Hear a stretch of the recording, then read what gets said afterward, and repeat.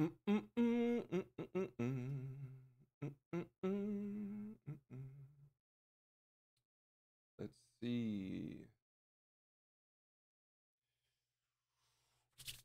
Yo, what's up, y'all?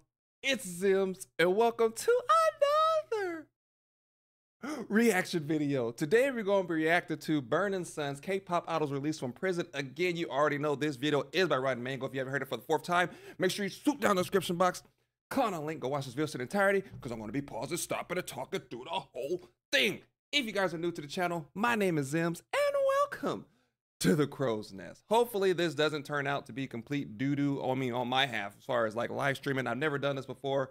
So hopefully it turns out well. If it starts being like acted up and start being weird, then it's probably my last time doing it. But other than that, let's get it. Ooh. Bada bing, bada boo. Something very strange happened in Gangnam, South Korea. Something very puzzling for the investigators involved. They received a call that a safe had been stolen from a recently deceased person's home. The police show up to investigate. They check the house's CCTV cameras and, yeah, sure enough, a masked man with a hat on is seen breaking into the house. But it's not that simple. They end up leaving with this small safe. But the strangest part initially in all of this is the man, before he even breaks into the house through the second floor balcony, he walks up to the front door, jiggles the handle, then puts in a code to try to gain access to the house. The code is wrong, but it could be because the deceased family members had recently changed it. But that would indicate that this person knew the homeowner. Why would someone rob a dead person? Even more puzzling is what's inside the safe. Inside the safe, there are a few pieces of jewelry, investment documents, and old cell phones. So 3 things. Let's say the thief wants the jewelry. That would mean that the thief's whole motive is to get money, right? I mean, nothing else in the house was taken, though. That doesn't make sense. All these design in the closet, they are left untouched. Just left. That's very, very strange.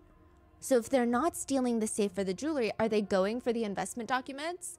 Well, that doesn't make sense either, because there would be virtually no way for the thief to gain anything from those investment documents. They could not be able to transfer a single cent, a single penny to their name. They could not pretend to be the deceased to gain access to their funds, because the home and the safe belongs to a high-profile K-pop idol, Kuara, who recently passed. There would be nothing that they could do with these investment documents. It was just way too high profile of a death. That just leaves one last thing in the safe: the old phones. Was there something on the phones that someone did not want the rest of the world to see? And does it have anything to do with the fact that months before Kuhara died, before she passed, she helped expose the Burning Sun scandal? I mean, if you asking me, I believe they were going in for the cell phones, me personally. Like, if you just go ahead and you skip past the jewelry, you skip past the money, the watches, all the little fancy stuff, and you just try to go for the phones, 100% you're trying to gain access to those documents or to those resources that she used in order to kind of like bring all the stuff that Burning Sun was doing to light. But again, that's just my opinion. Let me know what you guys think, but I feel like it's more than meets the eye as always, and they're in there trying to get rid of stuff, and they shouldn't be doing that in the first place. You shouldn't be doing it anyway, so it's like we shouldn't be having this conversation, but it is what it is.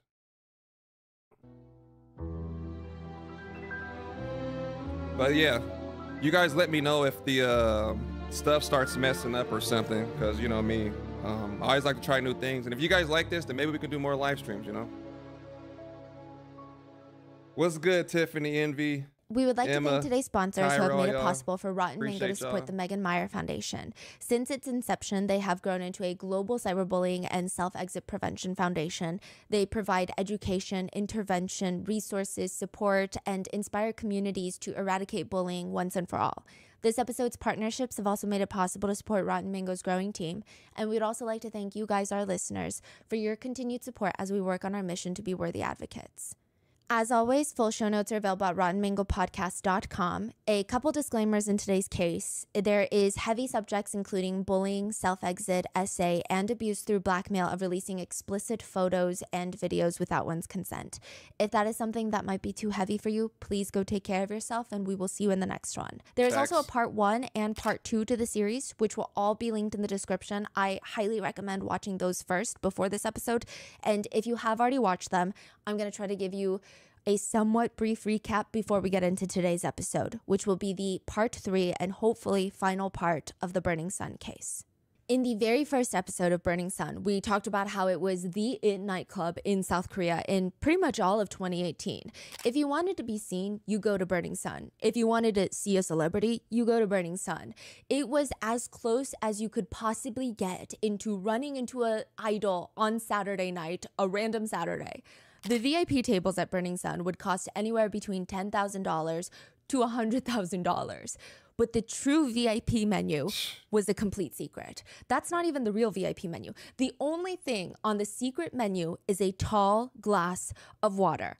Water refers to a hot drunk girl. The VIPs will tell employees that they want a glass of water. The employees then go searching in the club to find a girl that seems more or less alone, somebody that's easy to slip away from her friends, someone who's already drunk. They lure her, if not basically drag her at times, into the VIP rooms in the back where the VIPs are left to do whatever they want with these girls, which typically it involved essay and the filming of essay. One text message between 2 employees reads, "The VIP room is looking for a hot girl. Okay, looking for one right now. He's chasing me. Help me find one quick. Don't even need a hot girl anymore. Just looking for one that looks out of it. Okay, we'll look for one of those then. Help me hit a home run, please." The employees were incentivized. They said that if they were able to get a girl to be essayed by a VIP, they would get a big bonus, a massive tip. But it takes a lot for somebody to be in that state where they don't recall most of the details of the night before. They don't even remember a face. So the employees would sometimes just slip a drug into the woman's drinks. So you know when you go to a bar, you get nervous that you're going to get roofied by somebody at the bar, like another club goer, so you cover your drink. At Burning Sun, it's alleged that the bartenders would just roofie your drink, just straight up. They give you the drink with the roofie in there. And then eventually you get dragged into the VIP room. So yeah, for those of you that are new that haven't seen the last Burning Sun scandals videos, I got both of those on my channel. But if you want to watch those, you can always go to Rotten Mango's channel and watch her original 2 parts of the video. But a lot of people ask like, you know, why didn't people do anything and stuff like that? It's just like, it's kind of hard to see what's going on when you're in the club. Like, I don't know if any of you guys been to the club. I've been to clubs, and I could tell you right now, I be in the middle of having fun. I don't be paying attention to like what's going on around me, which is a horrible thing to do. But again, alcohol is involved. You know, your friends are around, families around, whoever you're going out with. You know, you're not really paying attention. So if someone's getting dragged out, it kind of looks like security is like taking care of them. You know what I mean? So it's kind of like, oh, they did something. They're getting escorted out the club. You know what I mean?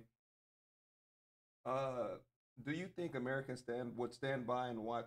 I don't know, Tiffany. I think that depends. I guess it just depends on who's around and who's it's happening to. If you know that person, maybe somebody would.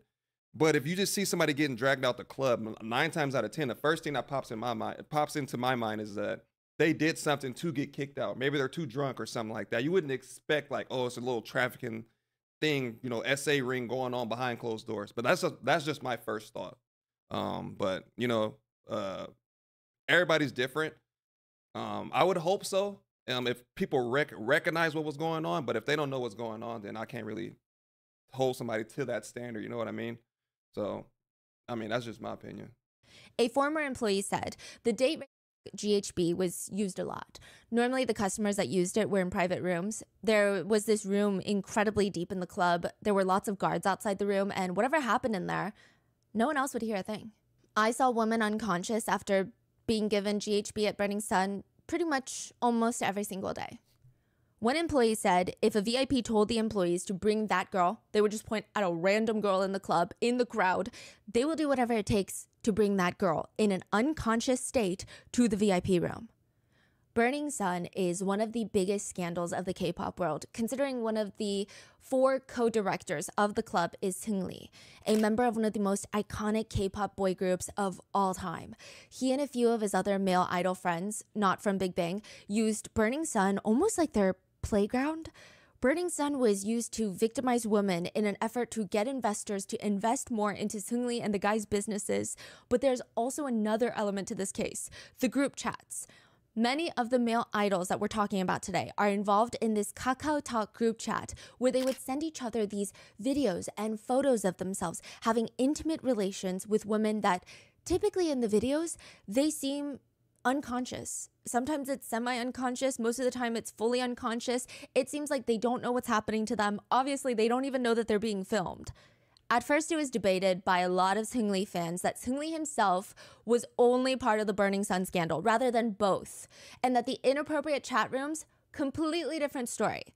But a new BBC documentary that came out a few months ago released irrefutable proof that he indeed was part of those video group chats. He was sent a video of one of those men assaulting a woman at a ski resort. This woman does not appear to be conscious, and he responded to it, "Who is it?" Additionally, a new video of Seungri has been released that shows him dragging a woman towards his table, a woman who clearly is trying to resist. She's using all of her body weight to resist going with him, but he screams at her, shut up, follow me." In part 1, we go through the inner workings of the club, how it starts unraveling near the end of 2018 when a random club goer, very controversial club goer, is seen on CCTV camera being hit by an employee of Burning Sun. In part 2, which was uploaded a week ago, we do a deep dive on how that man, the controversial club goer that was hit by the staff, was not actually the real whistleblower of Burning Sun like the mainstream media depicted him to be. But in fact, the 5 real whistleblowers in this case are 5 women. In 2016, the first whistleblower was JJY's girlfriend. JJY is one of the main idols involved in the secretly filming video group chats. A girlfriend of JJY's walks into the police station to report that her boyfriend, this famous celebrity, JJY, had been filming her without her consent in these inappropriate situations. The police go to investigate, and JJY, his phone is conveniently broken. But since he's such a stand-up guy, he's gonna take it to a third-party tech shop to try and recover all of his files so that he can prove to the police that no such file of his girlfriend exists. The second whistleblower would be the girl that works at that said tech shop. She wishes to remain anonymous, but against fear for her own life.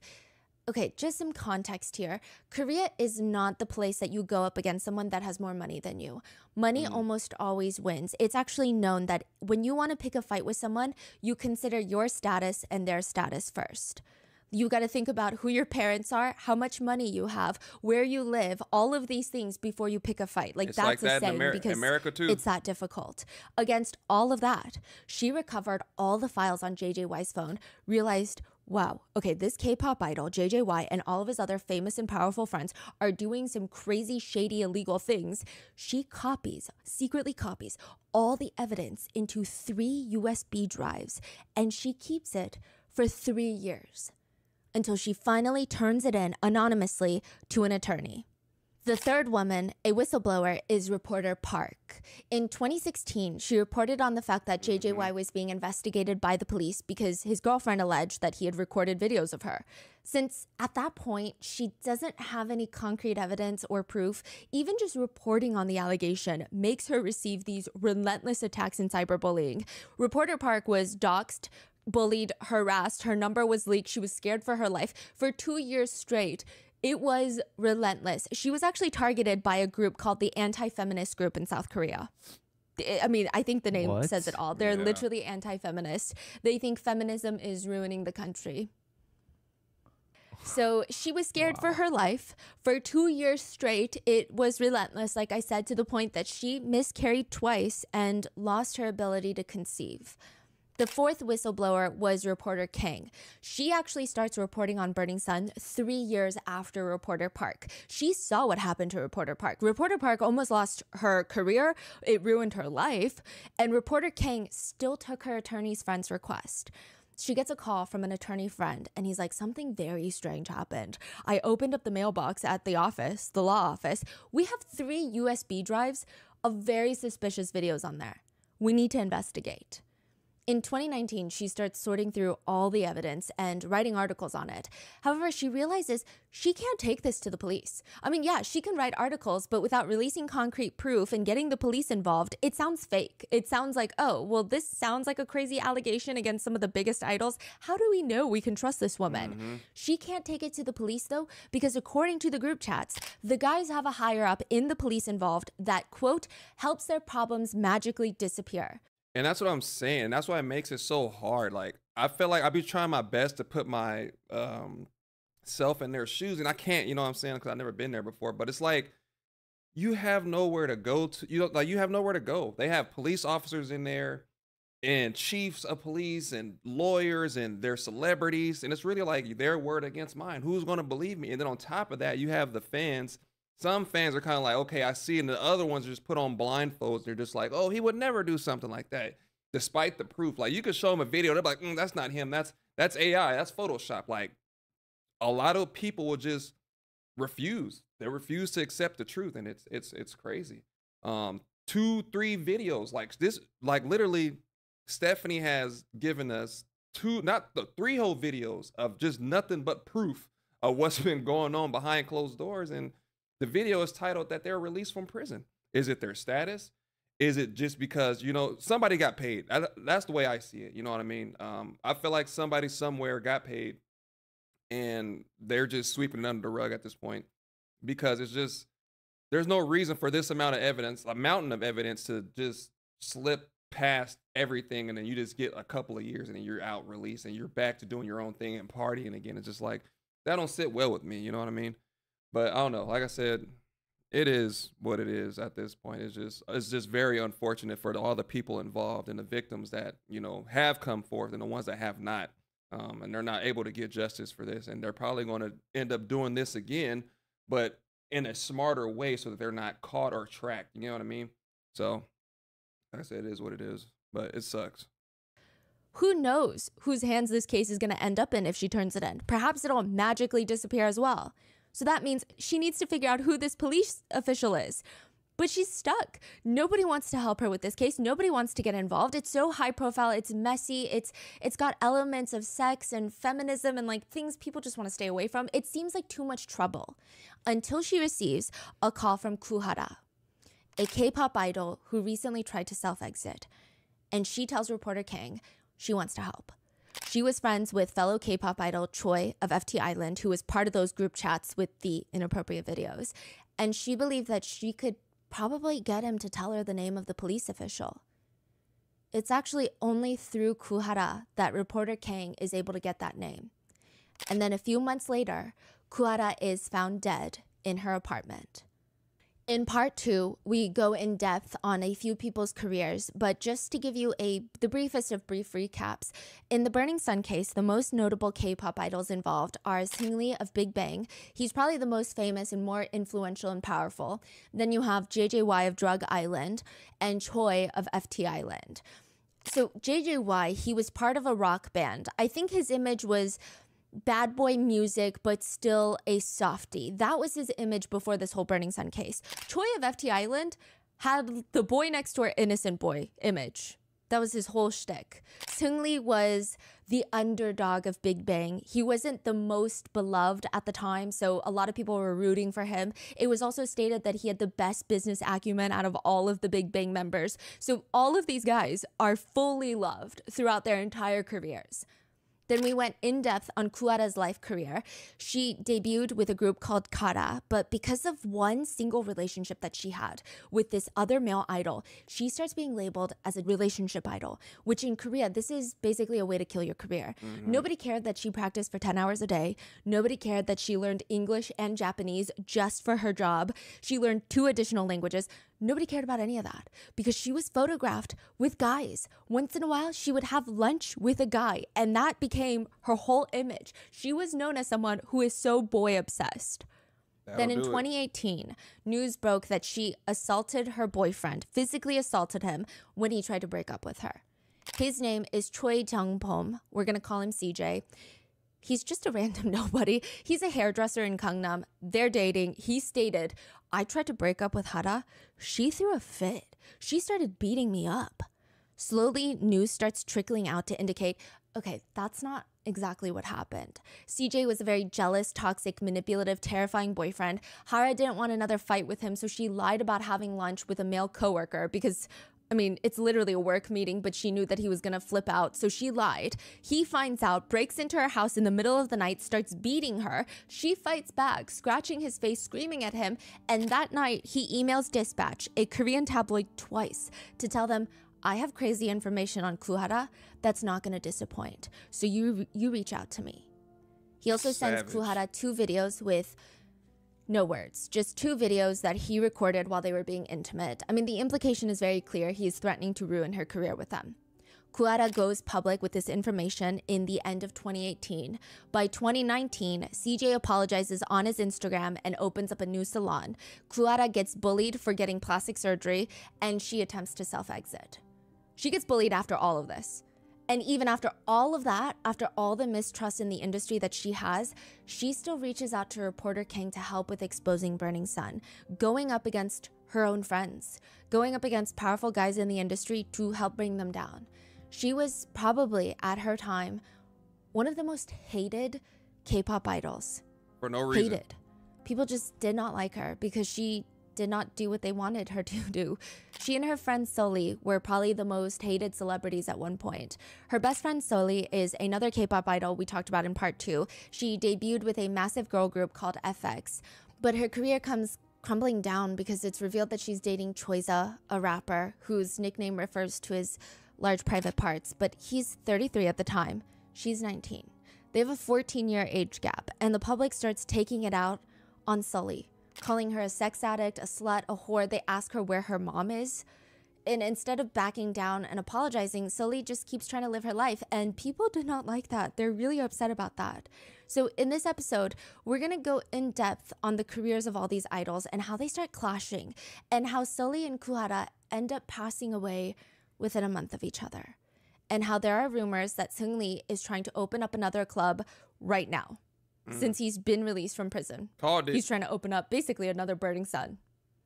I implore you to watch part 1 and especially part 2 before watching this episode, so things will make a lot more sense and you get a fuller picture of the events. But with that being said, let's get into it. Let's go. We're going to start going from 2015 through 2019 through the timeline of events and how everything escalates into 3 idols in jail and 2 gone. In 2015, Sully is being bullied for dating Choiza. Meanwhile, her best friend Kuhara is dealing with this whole new scandal. The scandal of being too financially literate. Kuhara's bandmates, they went on this show and they said that, oh yeah, we nicknamed her the Queen of Financial Skills. She had saved up most of the money that she earned. She bought this single family house in Gangnam for, at the time it was like $838,000. She didn't even live there. She rented it out, making $5,400 a month. And then she sold it for $1.5 million. So she made both rental income on that property and capital gains on the investment property. I mean, she's been doing this with multiple investment properties throughout Seoul. A real estate agent would later say, the locations Kuhara chooses are really optimal. She's able to pinpoint areas where land prices are expected to rise steadily. This is impressive, considering previously netizens commented that Kuhara has no talent whatsoever. Well, now those same netizens are pissed. They comment, these clowns earn way too much money. She acts like a psycho attention whore, but the reality is she's just super rich. What the f? It seems like she's doing this to cut back on her taxes. Athletes and celebrities get paid way too much. Talk about luck. She's literally good at nothing for a kid, not even an ounce of talent. Ugh. I ain't gonna lie to you. I do believe that. People might be getting mad at me for saying it, but I wholeheartedly believe athletes get paid way too much. I get it. I get it. They're here for our entertainment. We love watching sports. We love getting into the mix of it, but it's just $200 million for a year to catch a football or hit a baseball is crazy, man. Like, if you're gonna be making that amount kind of money, like, you should be giving that to like doctors, surgeons, you know, firefighters, like somebody that's like out there putting in like work or something. You know what I mean? But again, that's just my opinion. But I think teachers should be getting paid more. Like those side jobs that people don't really talk about, they should be getting paid more. But teachers, doctors, who else? Custodians, military, 100% military, especially those that deployed, because the VA is Who was horrible. But I don't want to get too far into it. But yeah, that's what I think about athletics. I think they get paid way too much. It's insane. Hara literally cannot win. I do want to say that both Hara and Sully had their Tiffany. fan base, obviously, that loved them and would go to war for them. But that group was nothing going up against the amount of hate that the hateful group was sending. I mean, they would flood their comment section. Meanwhile, Seungri starts organizing sex services in 2015 for Japanese investors. Two brothers. Japanese investors were flying into South Korea to meet with Seungri. Seungri made sure to prepare an itinerary for them a month in advance. A luxury car would pick them up from Incheon Airport with sex workers inside. They would be driven to a luxury hotel where the sex workers would further provide additional services, mainly whatever the brothers wanted. 2015, so that's way before, 3 years before Burning Sun. Yes. Do we know what kind of business he was doing? He was opening up other bars. He had one bar called Miltang Pocha. He had 2 bars/clubs called Monkey Museum, one in Korea and one in China before Burning Sun. Has anybody in the was comment always section trying to been to start Burning these Sun businesses. before He all has these ramen accusations? I'm shops, He has curious. restaurants, yeah. That's crazy because you would think he already probably has a lot of money. Yeah. He has all the influence, all the clout. Whatever restaurant or bar he opens, people will go. It seems like he has and I mean this with the most disrespect possible, I think that he has an inferiority complex. Because all of the 100%. other Big Bang members, a lot of them are talented, or a lot of them are talented and very conventionally attractive. He was known in Korea at the time, I recall, as being the one that just didn't really have either. Yeah, I remember. Yeah, he was like the last member to be added on, I believe. Yeah, so a lot of people felt that he wasn't necessarily that talented at singing or dancing or stage performance. And they added that he wasn't the most conventionally attractive in the group. So there are other group members that are considered not conventionally attractive because that's literally how K-pop works.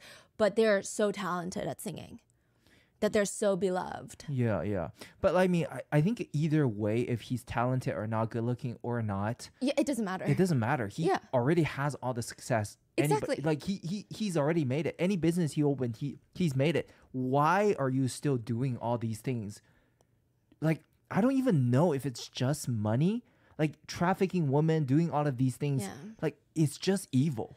It's evil. I think it's ego. Like, he would rather be evil and try to get a little bit more over people.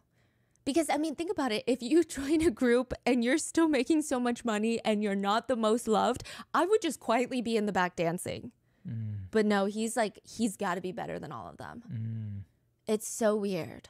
In December of 2015 and January of 2016, Seungri provided sexual services to Japanese, Hong Kong, Taiwanese, and Korean investors 29 times in 2 months. This is also very illegal. Sex work is illegal in South Korea. It's actually considered sex trafficking at this point. So, because he's facilitating it. In 2016, Hara and Sully have their first joint controversies. So 2016 is really when things start crumbling for the girls. This is just the start of a string of controversies surrounding the girls. And you're going to sit back in 2024 and think this is the most ridiculous thing I've ever heard, but just bear with me. In 2016, they post pictures from a personal photo shoot that they did together. So it's not done by their agencies. One picture shows them both wearing these white crew necks, just hoodies, posing in front of a white wall. Neither of them are smiling. It's all very aesthetic. But the photo that netizens have a problem with is they're both wearing the same shirt. So imagine an oversized t-shirt. They're facing each other and they've both put their heads in through the t-shirt hole for the head. They're sharing one shirt. And it appears that they're naked underneath. It doesn't appear like they're wearing pants or anything, right? So they're both in the same shirt and they're both unclothed. But the main issue that netizens had is the shirt reads very clearly, Johnson & Johnson's baby oil. Sully, Is this an ad or? no. Oh, okay. Sully and Hara are accused of taking Lolita-esque pictures. The comments read, they're basically infantilizing themselves, is what the comments accuse them of. Because baby oil, but yet they're naked. It just, the juxtaposition, they said, was very uncomfortable. A lot of the haters. I will say, general consensus for this controversy in South Korea was a lot of people didn't like it, but you had a strong group of people that wanted them to basically be killed for it. Like a firing squad and everything. You would think that they killed a baby. Man, The comments read, "Is this necessary? Are they both crazy? What's wrong with them? Why take such Lolita-esque pictures like this? The pictures always look submissive or sleepy with blushing cheeks and bedroom eyes. The models always look like they're ready to be dominated. This isn't innocent at all." I hope Johnson & Johnson sues them. How dare they use a baby product for an inappropriate concept like this? Haters even went as far to email Johnson & Johnson to take legal action against the girls. Another comment reads, "I honestly thought the picture was maliciously photoshopped, but the source is actually Sully's Instagram." Some angry netizens even went as far as boycotting all brands promoted by Sully, even crazy. emailing Johnson & Johnson stating that they need to sue her. Sully responds by posting a picture on Instagram and writing in her caption, "Lolita, Lolita, don't go overboard. Leave insults somewhere more appropriate and just look at my pretty face instead." So in Korean, it's more like a poem, I guess. Now, some netizens said the girls were promoting Lolita culture and that the photo shoot itself was, quote, "like," and in bad taste. A few things to note here. The photographer they worked with is pretty well known in the industry for his Lolita-style photo shoots. He has a whole controversy later for literal crimes, but at this point, nobody knew any of that. They just knew the photographer's name that did this. He loves Lolita, but the girls are the ones that are being burned at the stake for it. When this photographer, that's all he does. Some discourse would say, yeah, I mean, I think most people can agree that the photo shoot, maybe not the best thing they could have done. But some small discourse about it was, what about the industry? I mean, both these girls joined the industry when they were so young. They were sexualized in their youth before they were even of age and sold it to the mass markets. Nobody complained about being like then. But then the girls do something like this from their own free will. Again, not the best photo shoot, but they are seen as these wicked, evil, conniving, sexual, disgusting people who want there to be more disgusting men in the world. I don't know. That's crazy to me. It's just like people just being themselves. You know what I'm saying? Like you go and look at some of these pictures that be on Vogue and all these other like major magazine covers. That picture is really not that bad. It's just a hoodie and it's just pink, just in white. It just stands out more. The white background. I don't know. You know what I mean? It's not as deep as they're like portraying it to be. And it's weird. You know, it's like, imagine you're at home, right? You're on your day off or something like that. Or you're even at work. Who knows when they submitted the email. And you're like, you know what? I don't like this picture. I'm about to go out of my way. Let me close out this app. Let me go to Johnson & Johnson's website and see where I can go to gain the contact information. Let them know what's going on over here. Like, that's petty. Like, you have to be some kind of bored to stop what you're doing in the middle of your day to go report somebody for taking a picture with a hoodie on. Like, it's crazy. Like, and then the thing is, it's like, you would think where most people, like for myself, it's like when I don't like something, I either like avoid it or I could like cancel it out or something like that. You know what I mean? Like, you don't see it. But if K-pop is popping up on your suggestions on your Facebook, your Twitter, your Instagram, that means you're looking at it on your spare time. Like, why are you looking at something you don't like? You don't have to comment on anything that you see. I see a lot of stuff I say. I'm like, man, I wish I could comment, but I'm not.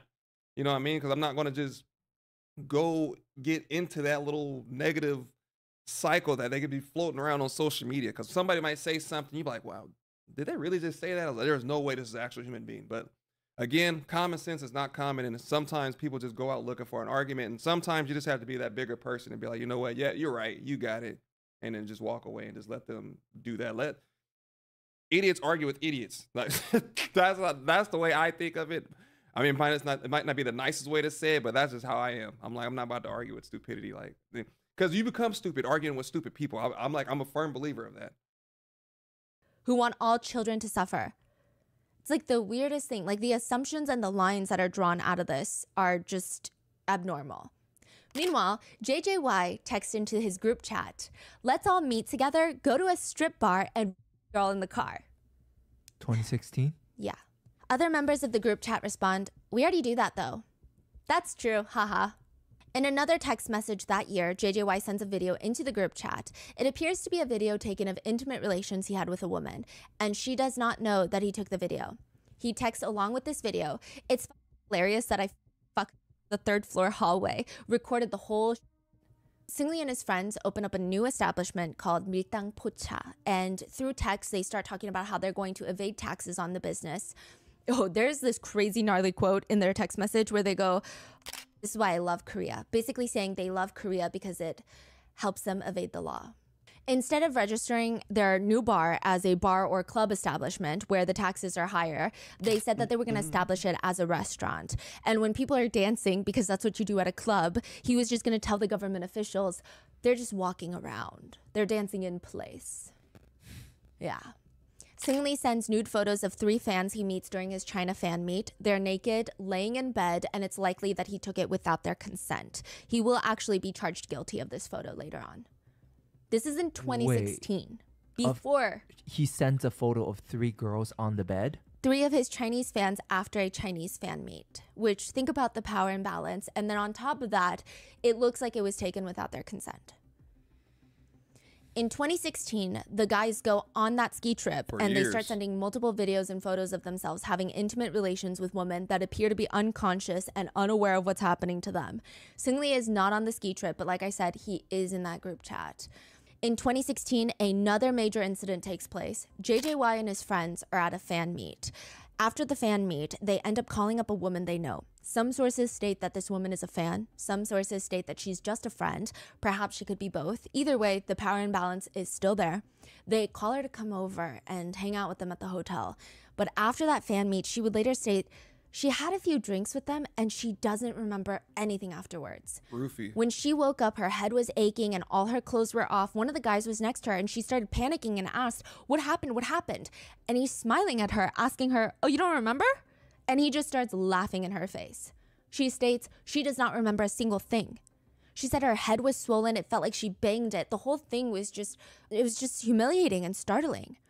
The next day, the guys talk about it in the group chat. They state they basically gang R-worded the girl, and she was so drunk she almost cracked her skull. They said they were nervous, thinking she was going to die or have a concussion, and the sound of her head cracking when she fell was just too hilarious. JJY responds that they almost got caught because one of the guys was filming her and turned his flash on. He literally says, "You your flash on." Like almost woke her up? Yeah. Wow. And then they respond, it was so hilarious. That same year, in 2016, JJY's ex-girlfriend walks into a police station and reports that her boyfriend, K-pop idol, has taken explicit videos of her without her consent. Which we go more in depth on this one, but I will link those parts below. She goes to the police, he sends his phone, and journalist reporter Park, remember? Starts writing about it. She gets death threats. It's a whole thing. This is all in 2016.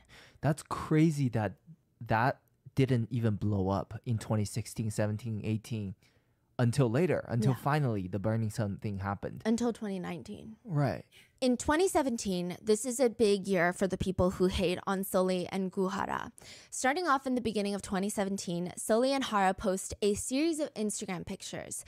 Now, I feel like these pictures would be really aesthetic now, but I guess in 2017, they're not the typical conventional pretty K-pop selfies people were seeing back in the day. These photos look a little more avant-garde, photography, editorial pictures rather than just modeling pictures. They're black and white photos of them, fresh face, no makeup on. This becomes a scandal. The comments are, I can't even read you most of them because they're really racist, but the gist of it is stating that the girls look like they're part of a tribe. That's crazy. Wait, what? Yeah, so I guess... What kind of photo is it? Just selfies of them, not smiling, staring into the camera, and their hair is a little frizzy, and they have no makeup on. Haters, man. And people are hating because why? Stating that they look like... just like racist comments, comparing them to, I don't know. Yeah, I can't even repeat. Wow. Haters are commenting that they look like refugees. Someone comments, Sully has ugly eyes and Kuara looks like she's getting old. I bet all they do when they meet up is take pictures of each other. Hey, take a picture of me. They really have nothing going for them other than their skin tones, because now that the photo's in black and white, it's just ugly. Basically saying they're only pretty because they're pale. Another person comments, are they on drugs? This is a scandal. Then there's Soju Gate. Sully and Hara are live streaming on Instagram. Both girls are in their early 20s, so well above the drinking age. I mean, this is legal. It's the two of them. It looks like they're home. They're eating Korean barbecue, giggling, having a good time. When they look at the soju bottle and it's their friend on there, a fellow idol. So they're like, okay, then we got to do a taste test to support our friend. So the comments on this, as they're drinking the soju, reads, they don't seem normal in the head. This is so sick. Dumb bitches only upload pictures of themselves drinking every day. One and the same, these two. They're both has-beens who try so hard to get attention. They're not even drunk. they're just like taking a shot of soju. Then Kissgate. This is a whole scandal. The girls are celebrating Sully's 23rd birthday, and there's these cute little gold balloons in the back. They're both wearing these matching dresses. Sully's in the pink version, Hara's in the blue version, which, side note, the dresses are super cute. They're almost like what you would wear as a kid on your birthday, but not in like a weird infantilization way. Just they're striped t-shirts. It looks very casual. It's actually quite innocent attire for a 23rd birthday. They're both standing there side by side in front of the balloons live streaming, and they're taking pictures, and then they turn to look at each other and they jokingly pucker their lips and they lean in and they so barely touch their lips together. It reminds me of a kiss that a mom would give her toddler. Very like, mwah, like exaggerated, mwah, that type of kiss. The comments read, they're literally insane. I wonder if Hara knows today is Kara's 10th anniversary. Why is she harming their image? They got nothing to do and just want attention. Other comments are fully questioning their sexuality. They read, I think they're lesbians. Yeah, I'm afraid the two will announce that they're dating in the future. It looks like they're at least going to come out as bisexual soon. You think they're seriously doing it? I think they did it with each other. This was a controversy. It doesn't stop. Those were the controversies the girls faced together in 2017. But Sully is in a few controversies of her own that same year. The first controversy starts with an Instagram picture, and an article is written about it titled, Does Sully Dream of Becoming the Kim Kardashian of Korea? What? The photo in question is of her laying on the floor mattress. There's like a mattress on the floor. She's wearing a slip dress. She's laying down and smiling at the camera. Again, the picture is only very sexual if you want it to be. It seems like she's hanging out with the girls and someone takes a photo of her. All of their scandals is very much girlhood. Like everything that they do are things that just girls typically do. She's laying on the floor chit-chatting with her girls. Someone takes a picture. She's not trying to be sexy. Every time they show like a picture, I just imagine like, that's why I started laughing a little bit, because this is like, I just imagine the hating people just sitting there like watching TV on the couch somewhere. They're just like, they sitting there watching TV and their phone be like, oh, she posted something. Oh, I gotta be the first one there to hate on her. Like, bro, it's insane. It's just like, how do you find the time to like monitor other people's lives? I don't know. Somebody in the comment section, let me know how do they do it, because it's just, I've struggled maintaining my own life, or let alone having to watch and monitor someone else's is insane. I just don't get it. I don't know. I wish I could sit like have an interview with somebody that's like one of the haters and be like, all right, so walk me through your day-to-day basis. Like when you first wake up, like, you know, what do you be doing? Like, where do you go? You know what I mean? Like, I want to know, like, when do you find a time? Do you set like a timer or something? You're like, you know what? It's my lunch break. Let me go ahead and squeeze in a couple of hating comments for the day. Oh yeah, let me add some exclamation points. Like, it's crazy. Man, that's wild. She's not trying to be perceived a certain way. She's literally just like eating popcorn with the girls. The birthday photo that they kiss, again, nothing is inherently sexual about it. It's just kind of how girls enjoy each other's company, I guess you would say. And I think these people are actually sexualizing them. Yes. Like, nothing is sexual about it. Yeah. It's crazy. I mean, truly, maybe she's not wearing pants, but it's not like she's flashing anyone or posing in a suggestive manner on the floor mattress. But the article written for this one picture reads, on March 3rd, Sully posted a photo of herself lying down in a skimpy slip that went viral. In the photo, Sully appears to be wearing no bottoms, and her provocative pose sparked the sexual imagination. Of who? Crazy. Sully's behavior is reminiscent of Kim Kardashian in the United States, constantly posting photos on social media that emphasize her sexuality, including close-ups of her body parts and revealing outfits. The article goes on to not so subtly, not so nicely, state that Sully is posting a lot of sexual photos and doing everything that she can, but showcasing real talent. They say if she has any, we wouldn't know. Comments on the article read, please don't ever compare her to Kim Kardashian. There's such a huge gap in their bodies to ever compare them to. Don't do that. Do you not see the major difference between her and Kim Kardashian? Like I said, their bodies are not even comparable. Wait, so they're cheating on her because they're saying she's not even as sexy as Kim Kardashian? Yeah, because she's not even crazy. trying to be Yeah. sexy. Yeah. That is crazy. Yeah. At least Kim Kardashian is voluminous. Sully seems to think that she has a hot body with the way that she keeps exposing it all the time when she actually doesn't, which is what makes her even more annoying. Sully's Body nothing shaming more is than an not attention okay. whore who has awakened to the life of having a big D. I will say, again, both the girls had steadfast supporters and fans. Most of the girlies are supporting them at this point. They're just like, just leave them alone is the sentiment. Let them do their thing. They're not hurting anybody. They're having fun. If that bothers you, just click off. But every little thing that they do becomes news, and everyone wants to just hate on them.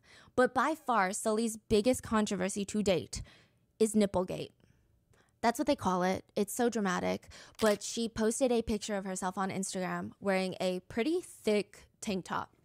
And through the fabric, I guess if you're staring quite hard, you can see the outline of her nipples.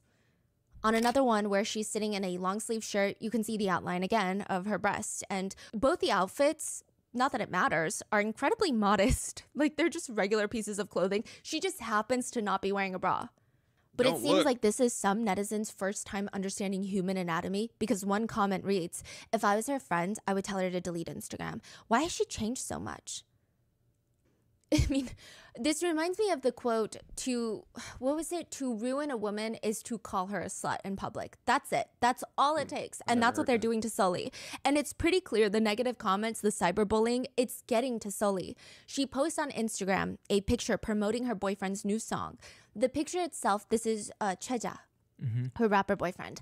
And the picture itself is a funny image of her drinking soju. It's like a meme. And the caption reads, there was a time when I thought it would be nice if I would never wake up from my sleep. Then my boyfriend showed me this song and it made me feel better and more stable. This is why I cried. I uploaded this post as a fan because the song was so good. Likely not helping Sully's mental state at the time is later in 2017, Sully and Cheja will announce their breakup. Meanwhile, Seungri, he's on top of the world.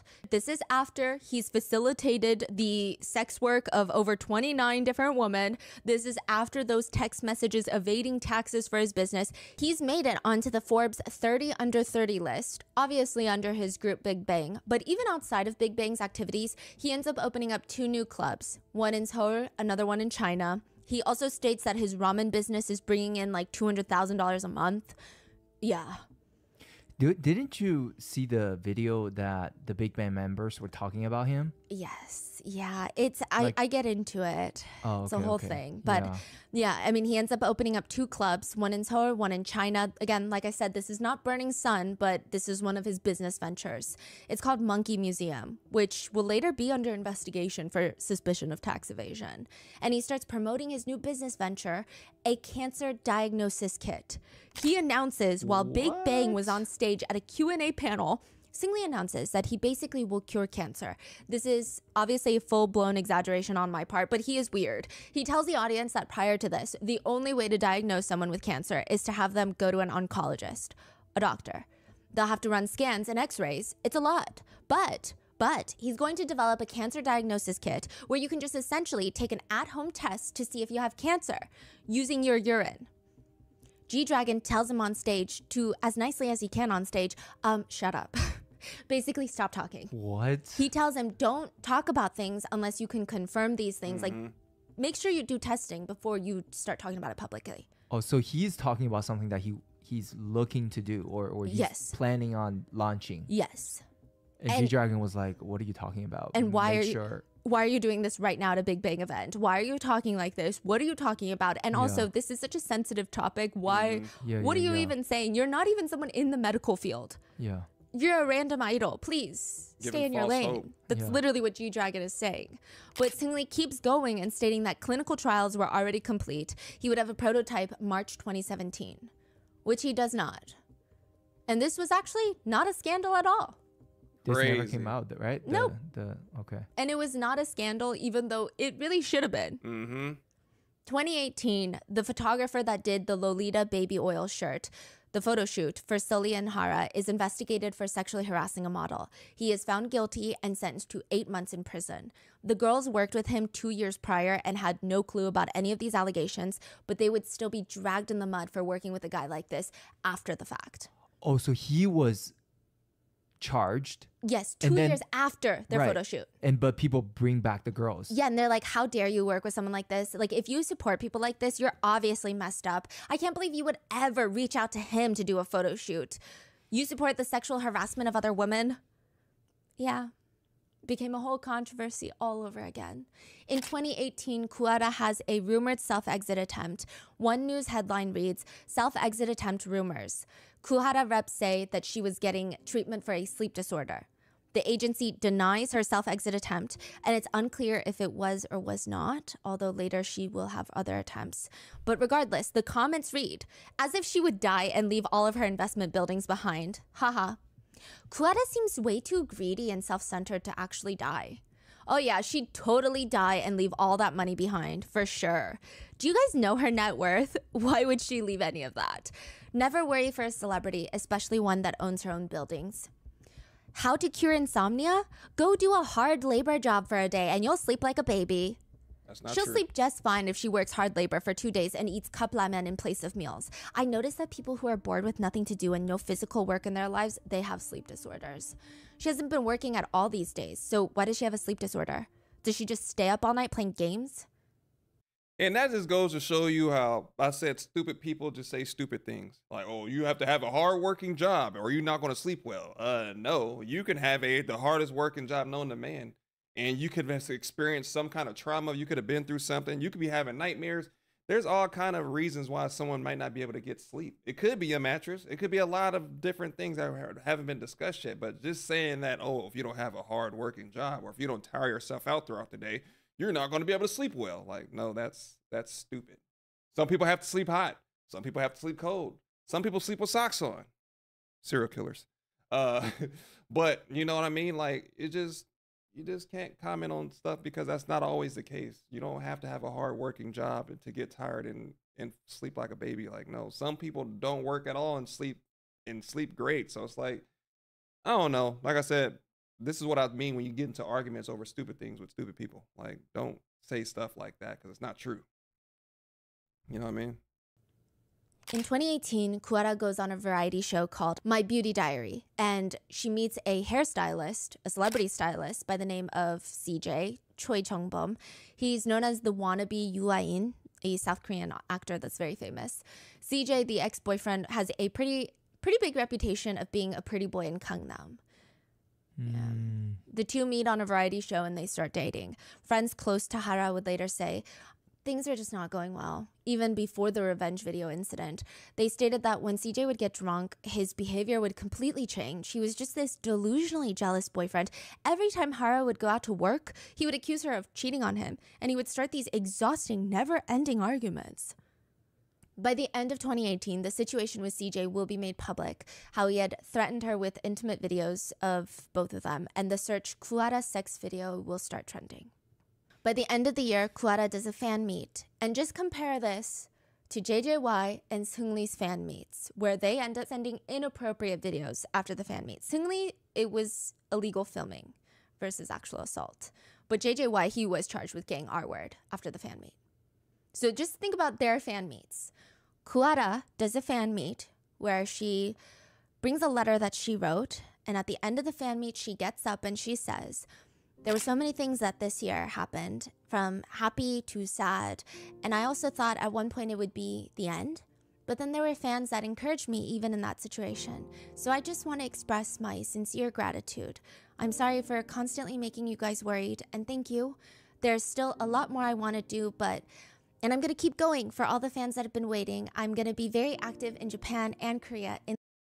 I'm sorry to stop it again, but this is like, man, she don't have to apologize to anybody. And it sucks because you always see it with the nice people. They have to go out and they feel like they have to apologize. You don't have to apologize for anything. Like, you don't have to say sorry. It's not your fault at all.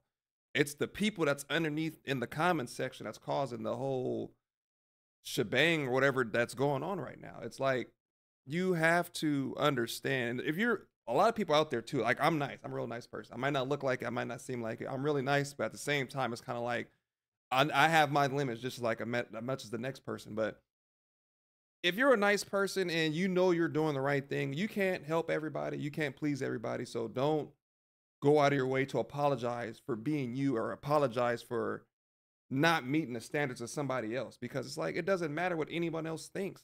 You can take it into consideration. I'll sit there and hear you out. I'll sit there, I'll nod my head like, okay, yeah. You might say something like, you know what, you're right. Or I might say something like, okay, cool, thanks for that. And I'll just go about my day and not take anything you said into consideration. It is what it is. But don't go around apologizing for something that you didn't do. Hell no. It'll be a cold day in hell before I go around apologizing for not trying to act or behave or maintain myself the way that you want me to. You don't pay my bills. You don't put food on the table. You don't drive me to work. You're not my mom. Like, no, we're not doing that. Respectfully. The future, so thank you. And she starts tearing up. Meanwhile, Burning Sun officially opens in 2018, has been open and operating with a lot of success for most of the year. Throughout the year, women are going to the police to report suspicious activities and instances of having just one singular drink or a few sips of a drink straight from the bar, not having any recollection of the rest of the entire night. The police do nothing about it. By the end of 2018, Burning Sun starts unraveling. The situation with the guy that gets punched in the club gets released. Authorities start their investigation into the club, and at first, Singli tries to play it off as a few employees who have gone rogue. They hit a club goer. He didn't know about this. But the deeper people start digging, a lot more starts coming out about just how shady this club actually is. It is at the end of 2018, the tech whistleblower will send 3 USB sticks to the attorney with all the evidence. 2019 is when everything starts falling apart. CJ is out using his opportunity to build a career out of the whole revenge video scandal. So this is Kuwata's ex-boyfriend. How are people not canceling him for, or even calling him out for what he did to Kuhara? Yeah, they are, but it's nowhere near as how they're calling out Kuwata for the smallest things. They are. So you're saying that even though people realize he's like doing all of this behind the scenes, he still has supporters. Yeah, so I was actually listening to a very fascinating lawyer who was describing the situation of law in Korea. And she said, if you are ever planning on moving to Korea as a woman, just know this, that in Korea, if a woman makes a few small mistakes and a man makes one big mistake, the man never actually made a mistake. Like, let's say you go to a bar. A woman makes a bunch of mistakes, quote, mistakes. She gets drunk. This is what she's wearing. Maybe she didn't, tell her friend. Maybe she shouldn't have been out. And then a man essays her. Well, because she made all these mistakes, that man's mistake, it's not a mistake, but you get it, doesn't count. He never made one. And then there's another comparison that she said, which is if a man has multiple mistakes, mistake after mistake after mistake, and a woman has one mistake, they're the same. They're equals. They have both made mistakes. Yeah, I can see how this is literally this case. Yeah. So CJ is out using this as an opportunity to build his career. He straight up opens up a new salon and promotes it in his apology letter on Instagram. And while he's out there doing that, Hara is involved in another scandal. I don't even, like, every time I say scandal or controversy, just know that this is the dumbest thing I've ever heard. Again, she did nothing scandalous. She posted a picture onto Instagram and her angry commenters start freaking out, accusing her of getting work done because she looks so, quote, different. Her double eyelids look deeper. That's the accusation. Kuwata responds to a netizen saying that she had a medical issue where, because of a muscle twitch, her eyelids would start drooping and it was really bothering her, so she had them retouched. I'm imagining that she had some extra skin clipped, which is something that a lot of people do, especially as you get older, because it gets heavier. It's not that big of a deal. Even if it was just purely cosmetic, it's not that big of a deal.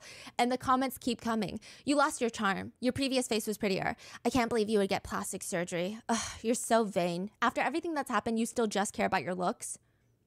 That is crazy. It's her literal career. Yeah, this is K-pop. What are you talking about? Like, some say she's too ugly. Some say she looks old. And then she tries to get work done and it's not even cosmetic. They get upset. Oh, that's another thing. This is a complete side note, but it's so interesting that in the K-pop world, especially through K-netizens, they don't like it when idols get plastic surgery. But they don't like it when their idols don't look perfect. When one netizen commented, "Why are you doing plastic surgery?" I think Clara just got fed up with everyone saying all these things, harassing her for getting a medical procedure. And even if it was solely for the purpose of feeling better in her own skin, even if it was purely cosmetics, so what? So she comments back to the netizen, "Is getting correctional medical surgery a sin?" Which I personally don't find mean. It's a bit snappy, maybe, if you read it that way, but given the situation, the context, the other comments she's receiving, it's probably one of the nicest ways to respond. Another comment from a netizen reads, "You looked prettier before you had the surgery." Hara responds, "Thank you for thinking that way." Which honestly, again, not rude at all. I would argue the comment left by the netizen is actually rude. Clara, again, said the nicest thing that could be said to that. The internet does not agree. They rip her apart for being, quote, rude to fans. Kuhara had to delete her comments and formally apologize. Oh, wow. Which is just unhinged. Oh, like, after everything we already know that she's been through with her ex-boyfriend and her... all of this is really what we're doing right now. And I get it. Some people might say, "Oh, I hate when celebrities create unrealistic beauty standards by denying that they've had surgeries. It sends the wrong message to young girls who think that they'll just be born looking like that." That cannot even be applied to this case. Hara has openly admitted to having work done in the past. In the beginning of her career, she stated that she gets filler injections on her nose, she had braces to fix her teeth, and she had a double eyelid redefined in the beginning of her career. Which, side note, I would really hardly call that getting work done, but still, people are just mad at her. She later posts another Instagram picture with a lengthy caption, basically trying to get everyone to understand where she's coming from. She wasn't trying to be rude to a fan. She writes, "Ever since I debuted at a young age, I've suffered from a lot of malicious comments and psychological pain. Of course, there was a reason I got eye surgery at that young age. One of the reasons why was because I no longer wanted to be hurt by the uncomfortable feeling in my right eye from my muscle twitch. I feel it's better for me to be confident about the things that I want to be confident in. I never once thought I should take action against these malicious commenters. I'm always someone who just lives each day the best as I can. So I hope you can look upon me nicely, no matter what I look like now. I promise I'll continue to work hard to become a better person who takes responsibility for her words." A month later, Kuhara attempts self-exit. Hara posts onto her Instagram, "I'm tired of pretending that I'm happy and everything is okay. I don't want to cause concern and be a burden amongst other people." 5 days later, she posts another cryptic Instagram picture with just one word, "Goodbye." After seeing this, Hara's manager starts freaking out, tries to call her, but call after call just keeps going to voicemail. They panic, rush to her apartment, where they find her unconscious. She is rushed to the hospital, and thankfully, they are able to save her. This is her first verified public self-exit attempt, but later her brother will admit that she's tried a few times prior. She takes to Instagram to address the whole situation. Her first statement is basically a formal apology. She writes, "I'm sorry for causing concern and causing a big scene. In terms of health, I am recovering. I have been in agony for a number of overlapping issues, but from now on, I will harden my heart and try to show up healthy. I will overcome it and show you the best Hara possible." A little while later, her second post addresses the hate comments she's still getting. She writes, "I will take action against malicious comments in the future. There's no excuse for malicious comments. For my mental health's sake, I want to become a person that you can look at with pretty eyes." So she's basically saying, you don't like me? Like, I want to be someone you can like for the own sake of my mental health so you won't bully me anymore. Like, she's basically saying, I want to be that person too, okay? And say things with pretty words and a pretty heart, but depression is not easy. People say, I'm too comfortable and that's why I'm depressed. My life is all thanks to the hard work that I've put in. Don't you know that you too might be depressed and sick too if you're leaving these types of comments? Where are the pretty people where are the pretty hearts that find broken hearts together and wrap their loving arms around them together? I'm going to work hard and I'm going to overcome it and become positive and show you a better side of me. You should try that too. She's talking to the haters. Celebrities aren't people just making a living off publicity. They have to be more careful about their personal lives than anybody else. And more than anybody else, they have a pain that they can't talk to others about. Even if they do, most people don't understand it. You're free to speak your mind and you can think about who you are, but you should think about who you are, what kind of person you are, before you spread that kind of hatred. Personally, I think it's really beautifully worded. I think it's a nice message for the people who have been cyberbullying her for a few months, if not years. It is a great A lot message. of comments agree. They write, "You're right. Society needs to start getting rid of kids who leave hate comments that are too harsh to even put into words. Don't go easy on the hate commenters." So in Korea, you can actually take legal action against malicious comments.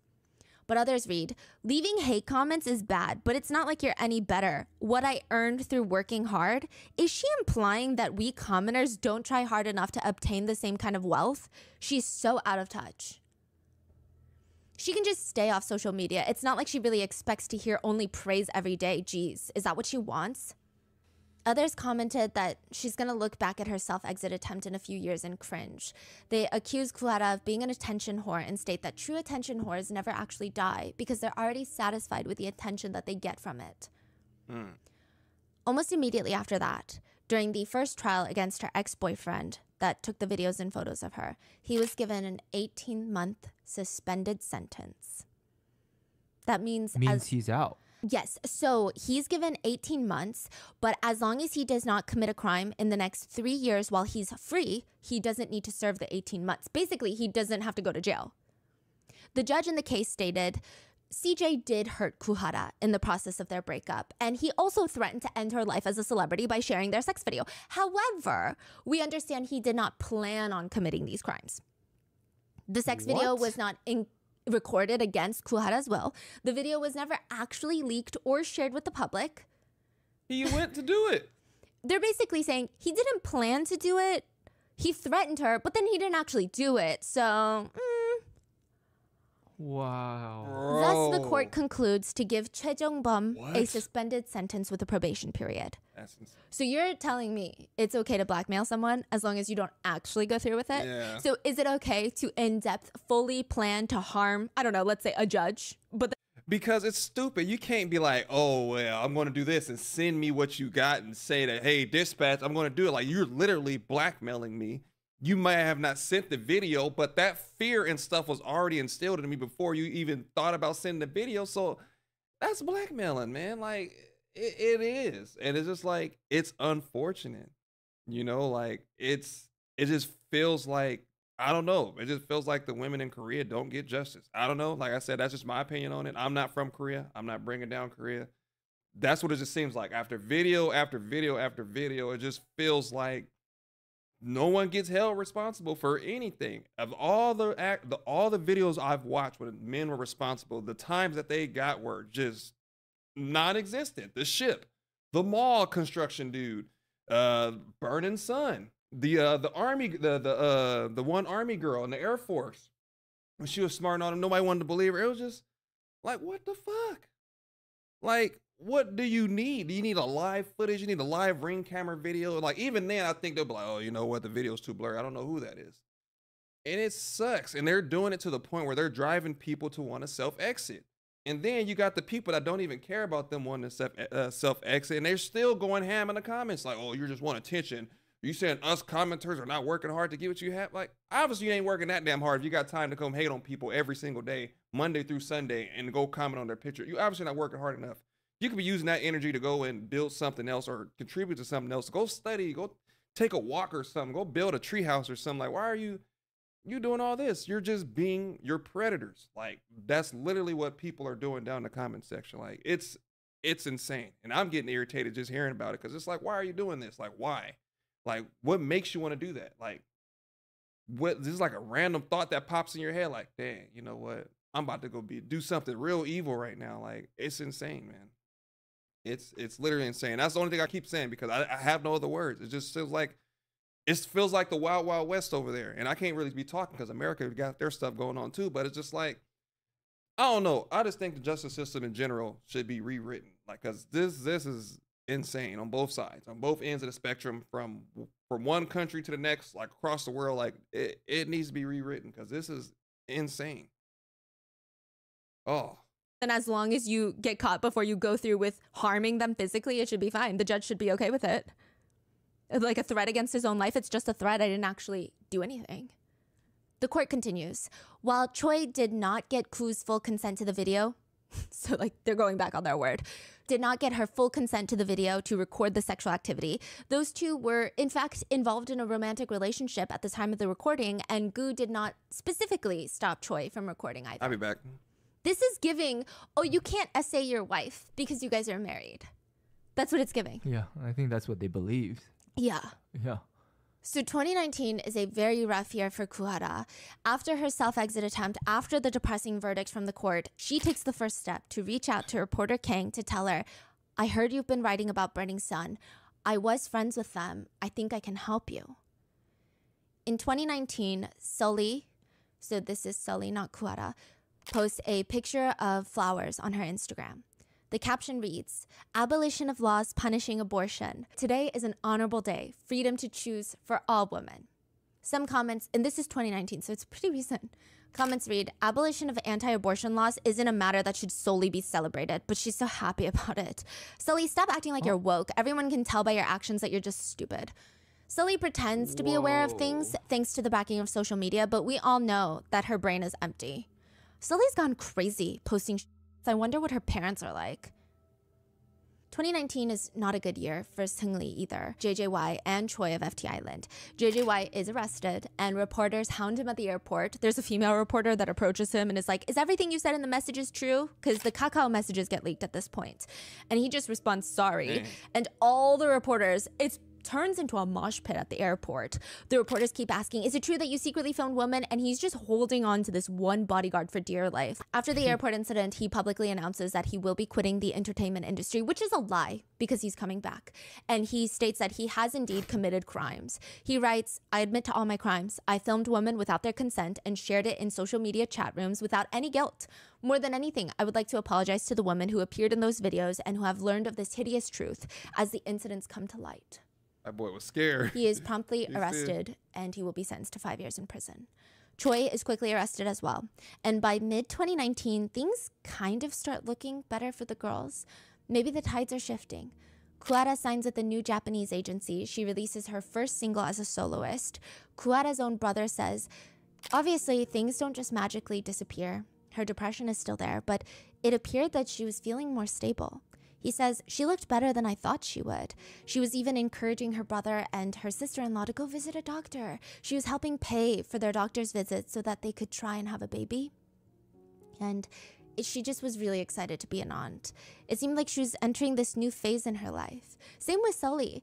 Sully does an interview addressing the hate comments. She literally goes on a show called Night of the Hate Comments, where the hosts bring on celebrity guests and read comments with them to talk about it and address them to a degree. It's kind of like Jimmy Kimmel, the celebrities reading mean tweets, but a bit more discourse. The celebrities will usually talk to the host about how the comment makes them feel, if there's any validity to them, if they're true, if they're not, why it started. In one mean comment, they talk about Sully being an attention seeker, to which she responds, I think it's a valid comment because aren't we all attention seekers at the end of the day? Like, don't we all kind of want attention and love? So it's like, I feel like she's very in tune with emotions and people. I feel like they are being more authentic Yes. on social media. They show a little bit more commonly shown as the K-pop idol image, and they get bullied for that. Meanwhile, these three guys have the perfect image and they're committing some of the most heinous crimes in the K-pop world behind the scenes. It's like out of this world. I mean, all these girls want to do is post some creative photos and just be artsy. They're just very creative. The host asks her, is that why you continue to post no bra pictures, even though you know that you're going to get some crazy reactions and cause a big controversy? So these are talking about how she posts pictures without bras on. And she said, when I first posted pictures of me without a bra, there were so many different reactions. And I do think that, yeah, I could have gotten scared and just hid and never posted those things again, but I didn't. I kept posting because I wanted people to realize it's not that big of a deal. I just wanted the prejudices to disappear. She said how at one fan meet, a fan came up to her and whispered, 언니, I'm not wearing a bra today. And Sully gave her the thumbs up because I want to break that mold on society and show that no bra is no big deal. I think it's about freedom of the individual. Bras aren't even good for your health. They have a wire. They're not good for digestion. I have digestive issues. So it's just much more comfortable for me not to wear them. And I think it's very free and honestly beautiful. To me, bras are like accessories. Some clothing, it looks better with a bra. Some clothing, it doesn't look as good with a bra, so I don't wear one. She's handling it with so much grace, honestly. And I think she's trying to be, again, as transparent as possible. She even says, when I would meet people in the past, even before I said hello, I felt the need to explain, wait, whatever you read about me, please forget it. That's not who I am. Those rumors aren't true. She said meeting people was so stressful. At one point, the situation got so bad, she started fearing for her safety, that all that hate was going to manifest in real life, meaning if all these people hate her online, what are the odds that she's going to run into one of them in person? She was very scared. She starts getting massively paranoid. She would take alleyways when she goes out, avoiding public spaces. She always felt like cameras were following her around. The hosts agree that Sully is like the nuclear bomb of hate comments. She gets so much hate for no reason at all. They ask her, what makes you happy? Like, what do you do to stay happy through all these comments? To which she responds, my life is actually pretty empty, so I feel like I'm lying to everyone by pretending to be happy on the outside. There was really never truly a time where I was really happy. Another host said, their heart ached for Sully because how much suffering does one have to go through to say that you've never truly been happy? When she was asked about how she wanted the world to see her, she said, I think I just wish people would look at me and think, oh, I guess there's someone like that exists. And just accept the difference, that not everybody is identical. They don't have to like me, but just, people like that exist as well. Yeah, that's what I was saying earlier. But of course, that is not what netizens decide to focus on. Instead, they won't stop talking about her September 28th, 2019 live stream. She goes on a live stream while doing her hair and makeup, and honestly, in the video, she looks kind of depressed. She looks somber. Nobody cares about that. Nobody cares to check in on her or see if she's okay. She's wearing one of those thin robes that you tie around your waist, and as she's doing her hair near the end, because of the way that her arms are moving and the camera angle, her breast is exposed. By accident. Comments start flooding. Why are you never wearing a bra? Even when you're hanging out with your male friends, what's the reason? How are you so confident without wearing a bra?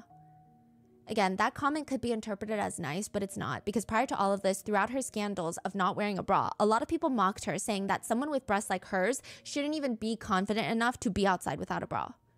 Sully responds to those comments, I don't get what's wrong. This is my personal freedom. October 14th, 2019, Sully's manager has been trying to get in contact with her since the night before, but she's not picking up. She missed her scheduled press events that day, and the manager starts looking for her and finds her in her home.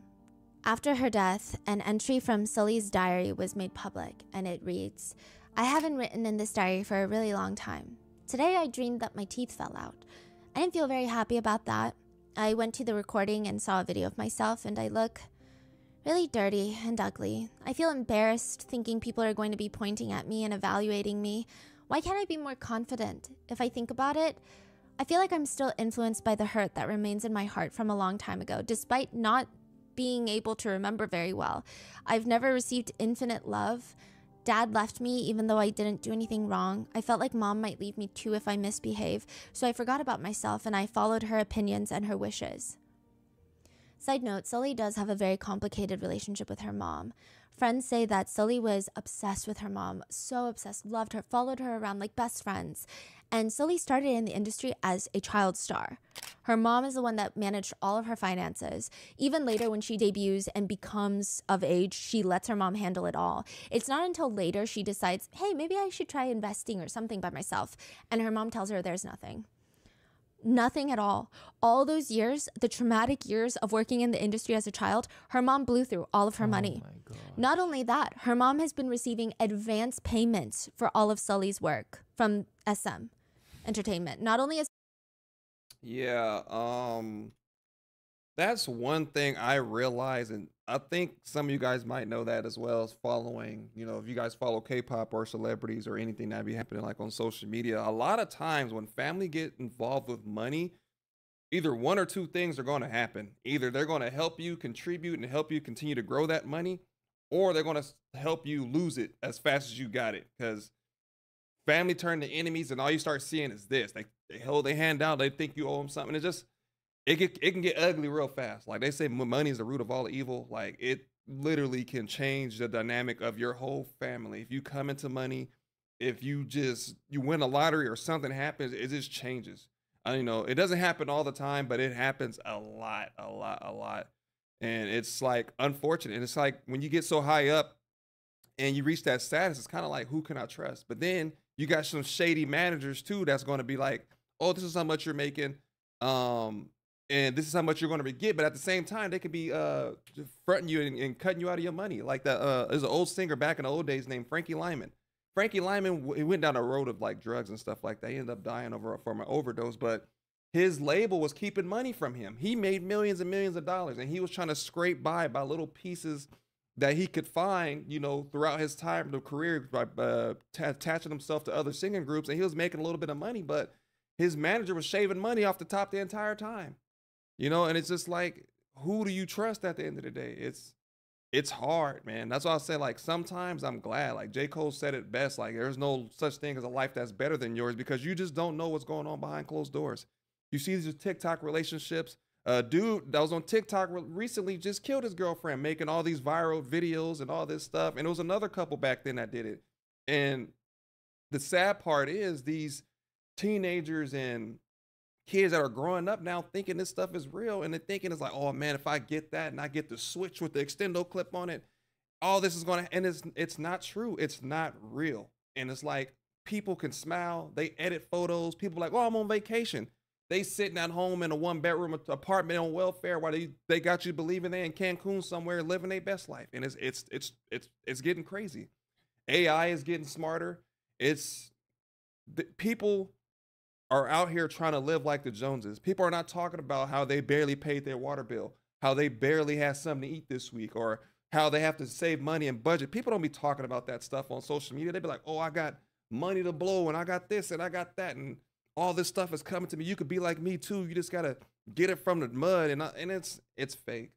It's all fake. You see it. Everybody's about that life until it's time to come down to jail sentences. And so it's time to come down, and your life is about to be thrown away. And then all of a sudden it's, oh yeah, it was him. I don't got nothing to do with it. I'm not about that life and all that stuff. Tekashi 6ix9ine was all about this, blood that, blood this. And then he got caught and told on everybody. It's all fake. Like, some celebrities out there, like, I'm not going to just say all celebrities are bad, but there are some celebrities out there that have really good intentions. I heard great things about Denzel and some other stars and celebrities that you guys tell me about down in the comment section, but it's all money. Money is just, that's what it is at the end of the day. Money rules the world. And I just try to preach it every time. I might sound like a broken record, but I literally get on YouTube and I try to tell you guys all the time, do not let social media believe that what you're seeing is real. Filters, Photoshop, all these editors, it's not real. Like, people get on, they smile and stuff like that, and the next thing you know, they self-exit. You see it all the time. You see it through actors, you see it through musicians, you see it through Disney Channel, kids and stuff like that. It's real. And they don't talk about that side of it. They only talk about the good side. They don't talk about the bad. And that's why people don't know how to handle bad things when it happen, because they see good around them all the time. So they think their life is the only one that sucks. And it's not just your life. My life sucks sometimes. The next person's life sucks sometimes. But the reason I post videos is so that people can see that not only I am human, but whatever you're feeling is real feelings, and you're granted to have those feelings because it's normal. And that's the thing. They don't talk about it enough. So people think that what they have right now is not something. They feel ungrateful, but it's like, you should be grateful for the position that you're in right now, because it can always be worse. And always remember that. Sorry, it was a long speech, but yeah. Ooh, let me go back. Her mom spending all of Sully's money, but she's spending all of her future money. Allegedly, their relationship was never the same after that. In her diary, Sully does speak very highly of Cheja, though, her ex-boyfriend, the rapper that was 14 years older than her, and the relationship made a lot of people turn on her at the time, which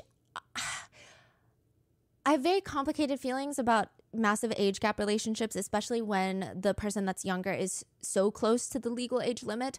But a lot of people turned it on her, which is weird. I just didn't expect that. Usually it's on the older person because they bear more responsibility. They're the one with the power imbalance, right? But I think with this situation, it's kind of hard to really hate him because just the way she speaks about him. She writes in her diary, "Today I went to the nail salon with Cheja." She uses his real name, Oppa. "I'm happy because I feel like we found something else we can do together. I just don't need anything or anyone else. No matter what happens later or what people say, I'm really happy right now. I'm so happy that I don't want to miss any of the emotions that I'm feeling. I want to remember all of them, and I want to feel even the smallest things. He really is such a precious person to me. I cherish everything about him. How can someone be so pure and kind and not calculative and smart and wise and trustworthy and warm? I mean, it's impossible not to love him. He really is precious. He'll probably be the most precious person to me for the rest of my life. I'm happy, and I'm so blessed to have met him. I think this is happiness." Sully was later interviewed about her opinions on the Korean entertainment industry as a whole, and she stated that idols should be treated like employees. They should have rights like other employees, and they should have a union for idols to keep them safe. She said, "From my perspective, people just don't see celebrities as humans. When I first entered the industry, and something people wouldn't stop telling me is, you are a product, and you must be the best product with the best quality for the public." She said, "Even the ones who don't tell you straight up that you're a product, they still treated me like one. I have to be something that they want. I have to fear losing my product quality." She said she was so overcome with exhaustion and pressure, she said she just started blaming herself. She states, "The only thing I could control was when I caused myself pain. So I blamed myself and I put myself down, and I think that was the only control I had. That's why it was so difficult. I never thought that the system was wrong. There's a movie, The Matrix, where they say, would you rather take the red pill and learn the truth and live a difficult life, or just live without knowing?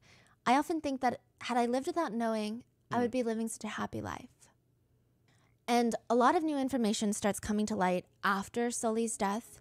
Sully once filed a criminal complaint against someone that just kept writing malicious, hateful comments about her nonstop. The police tracked the commenter down, found out that she was an attendee, she was a student at a prestigious university, and was the same age as Sully.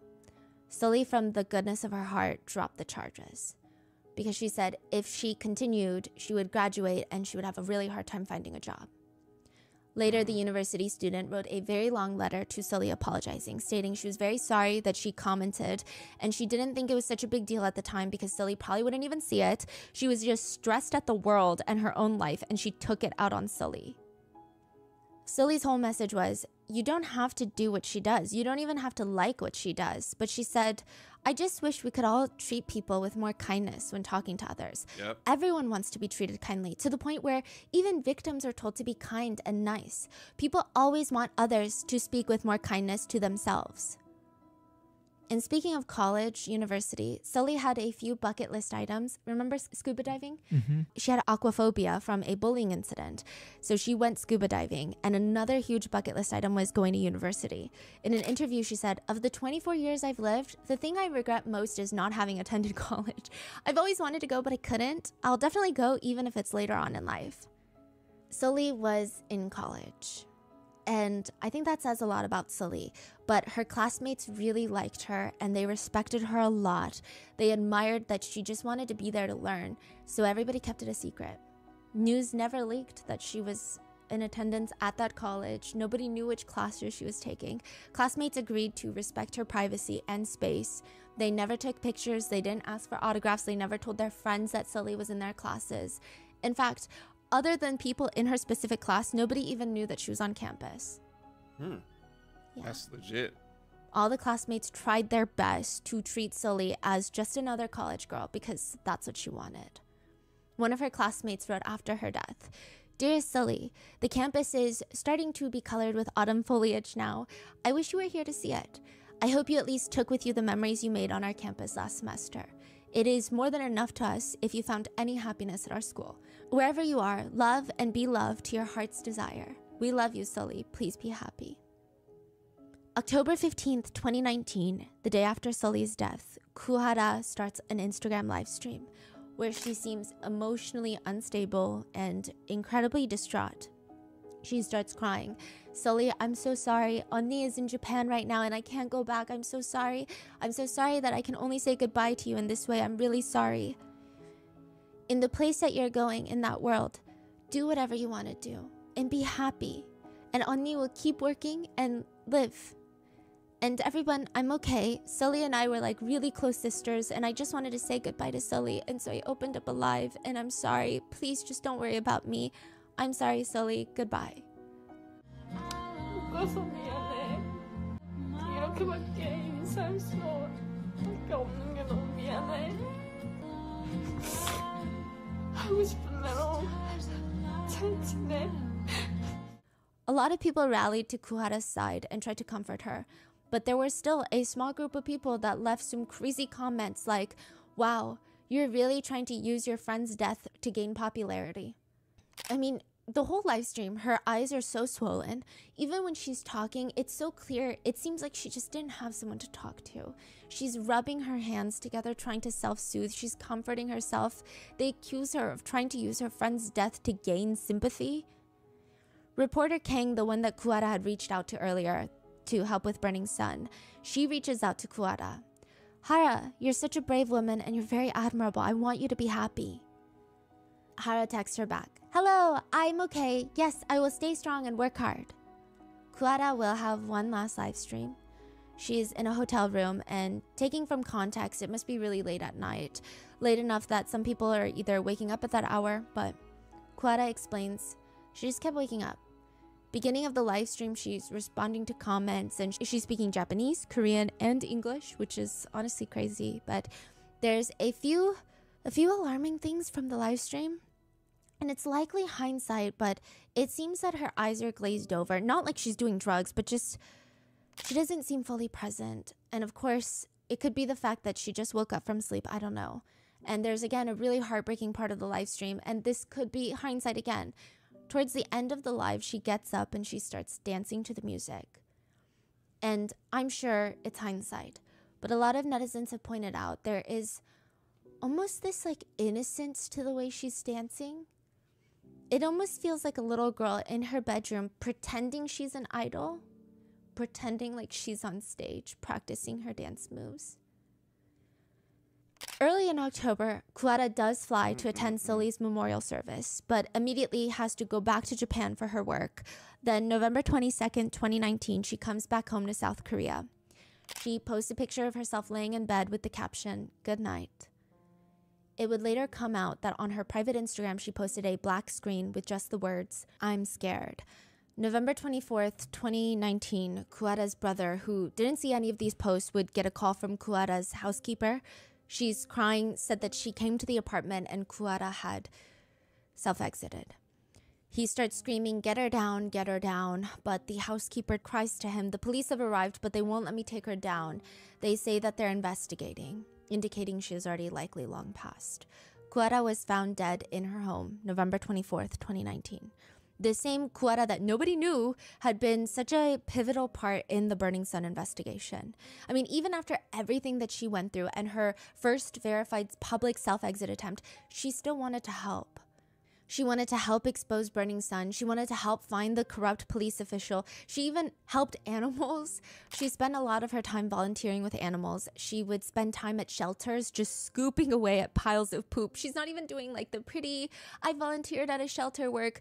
She's out there doing it all.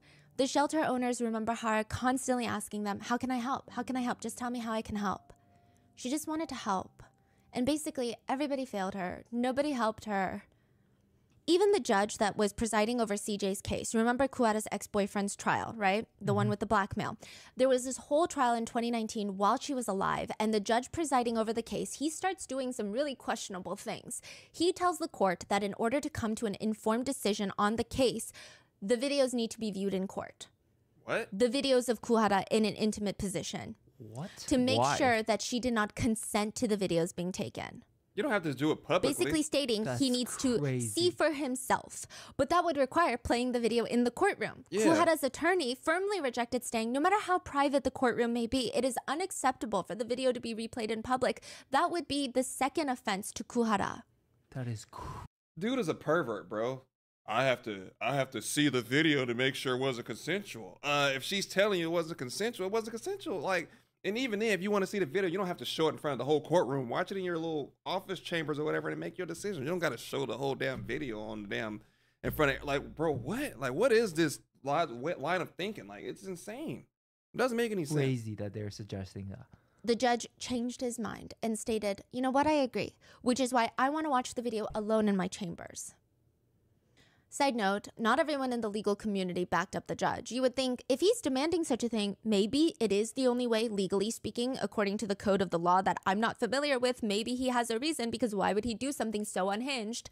A judge should know what he's doing is right? And making sure all of the parameters are ethical. A lot of people in the legal community spoke out against the judge, stating that even if he doesn't see the video, he should have no trouble determining CJ's sentence. That too. Does it matter if she consented to the video or not? He threatened to destroy her life with it. Exactly. Despite all objections, the judge viewed the video alone in his chambers, and after the judge watched it, Kuara had to privately testify to the judge alone in his chambers for 2 hours.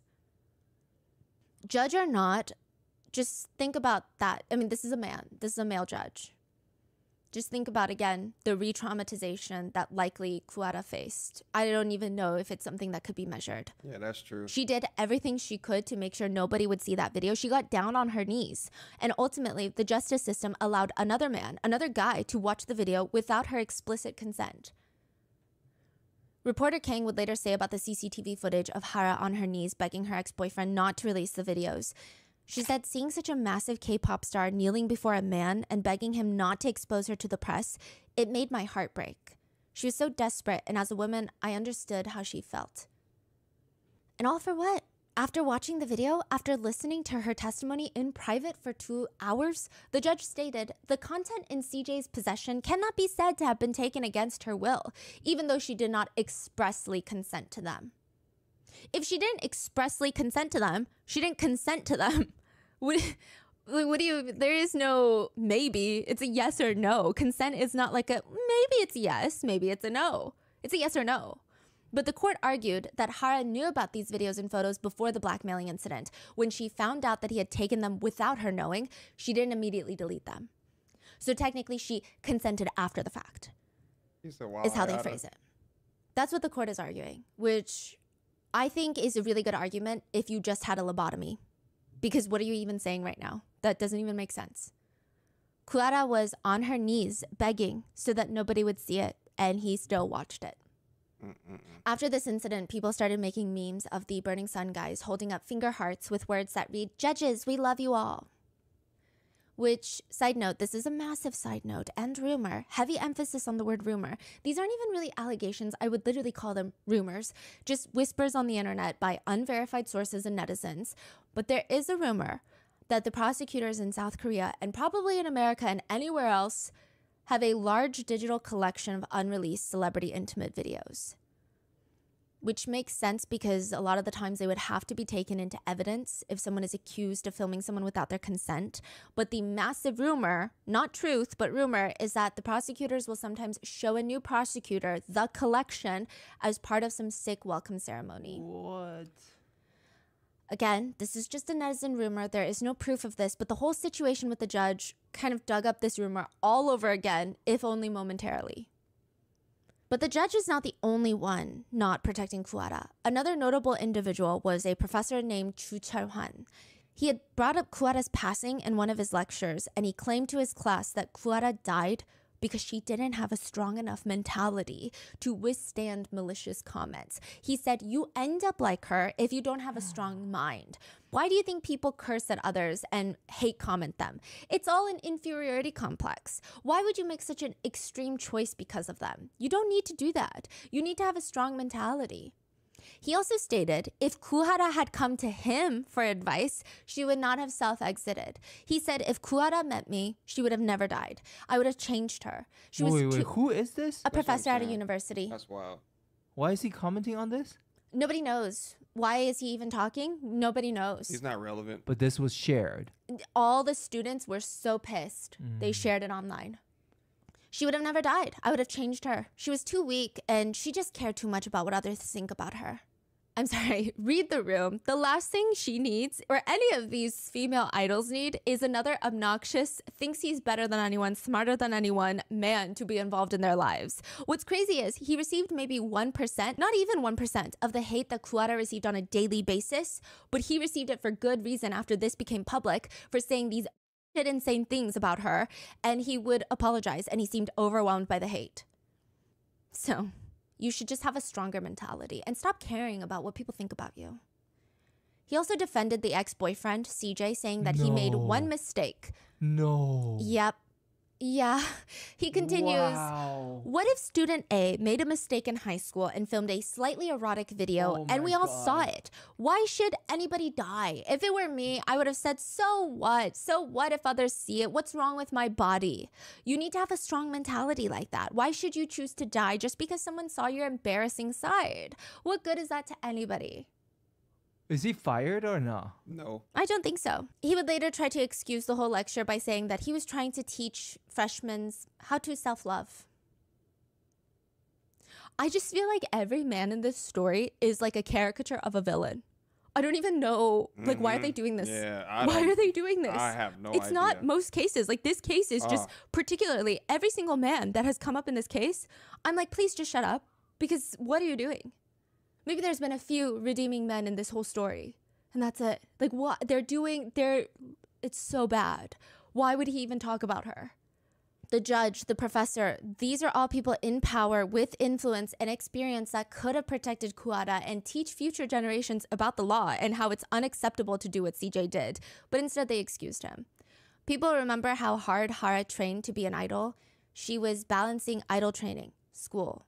She did this when she was 14. Yeah. She said once, I went to classes even when I was sick and I had nosebleeds.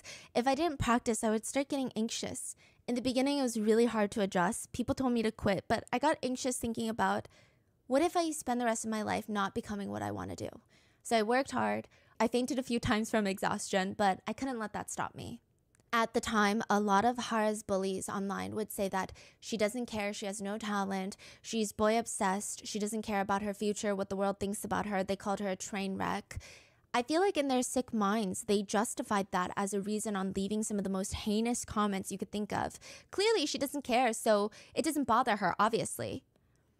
Yeah, I don't think that's the case at all. I just think that people should just keep their opinions to themselves if they don't have nothing nice to say, because he's over there playing the what if game, and it has nothing to do with anything. You're a professor. You're supposed to be teaching a classroom. Like, why is it her name even in your mouth? Like, why are you even discussing that? Like, why are you acting like you're one of the lawyers or you're involved in the case somehow? Like, just shut up, man.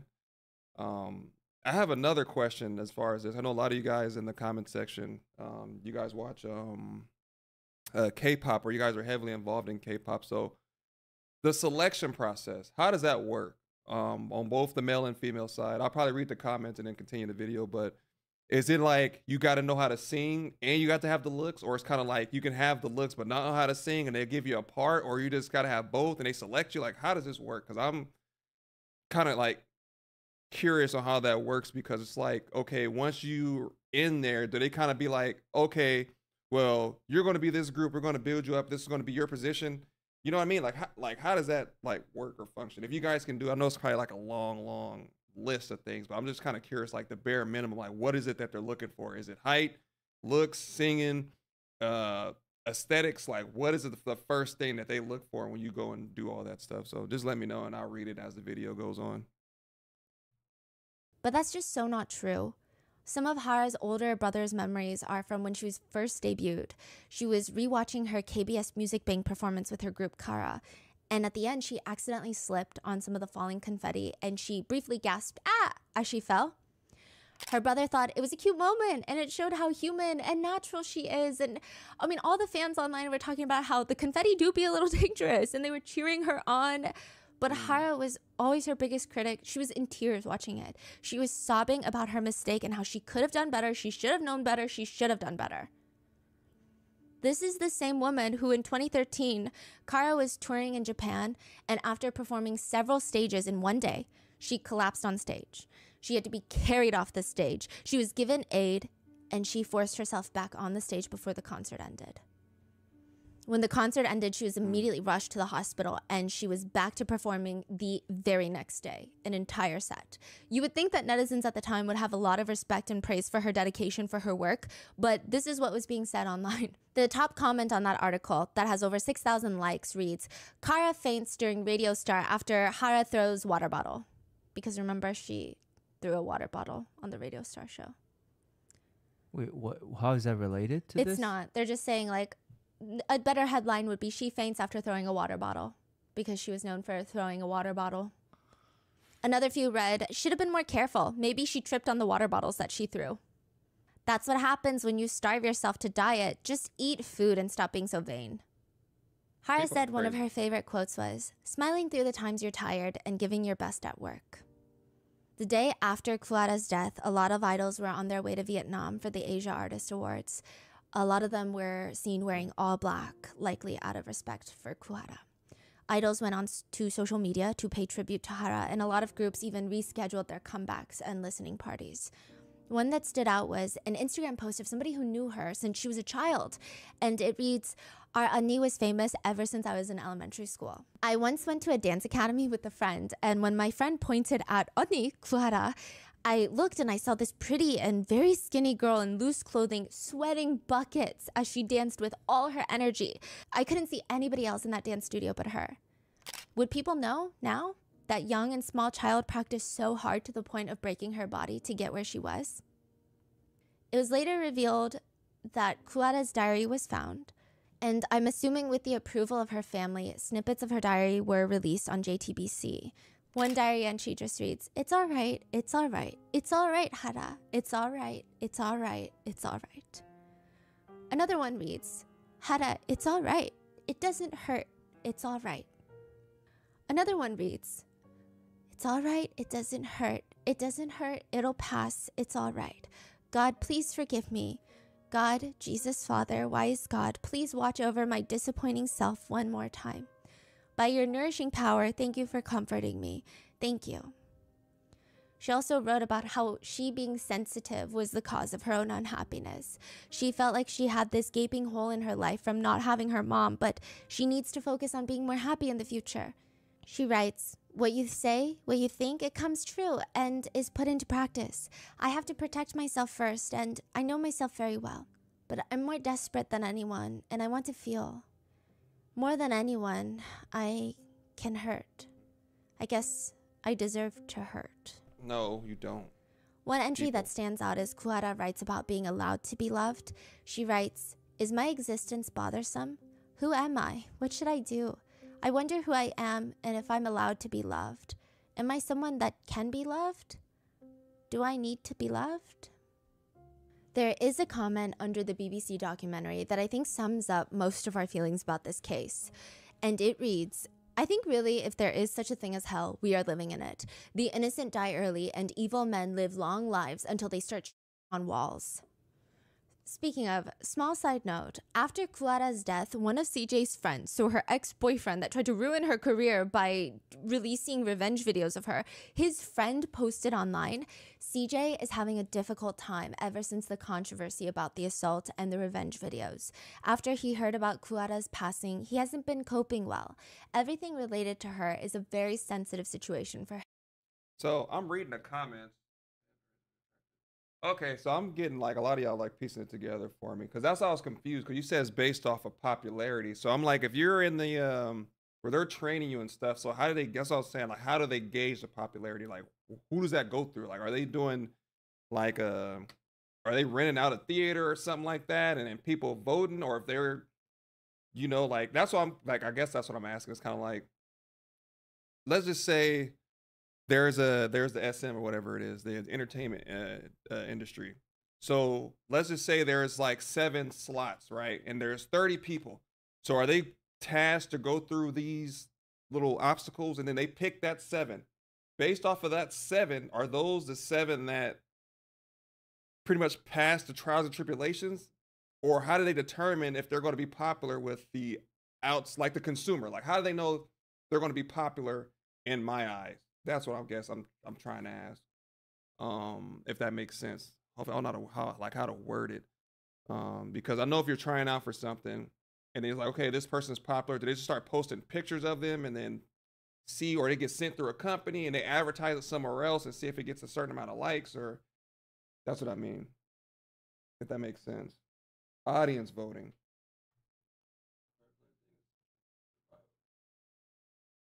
Survival shows. Oh, okay.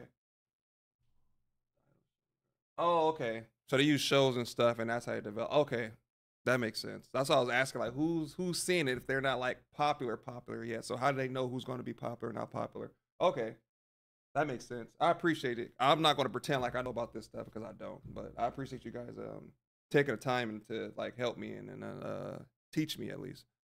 Him. So the colleagues are deciding not to talk about it. It's difficult for me to tell you anything more. What? Wow. In 2020, Seung-lee pleads guilty and is sentenced to 18 months in prison. Choi gets 2.6 years. JJY is sentenced to 5 years. That ain't nothing. And by now, they're all free.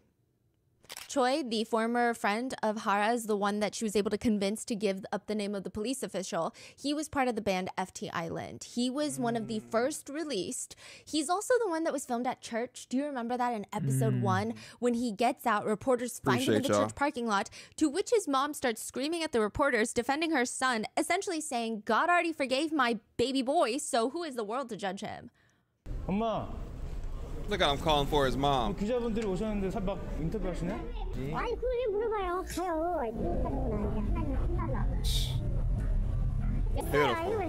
믿음만은 살려고 왜 그래요?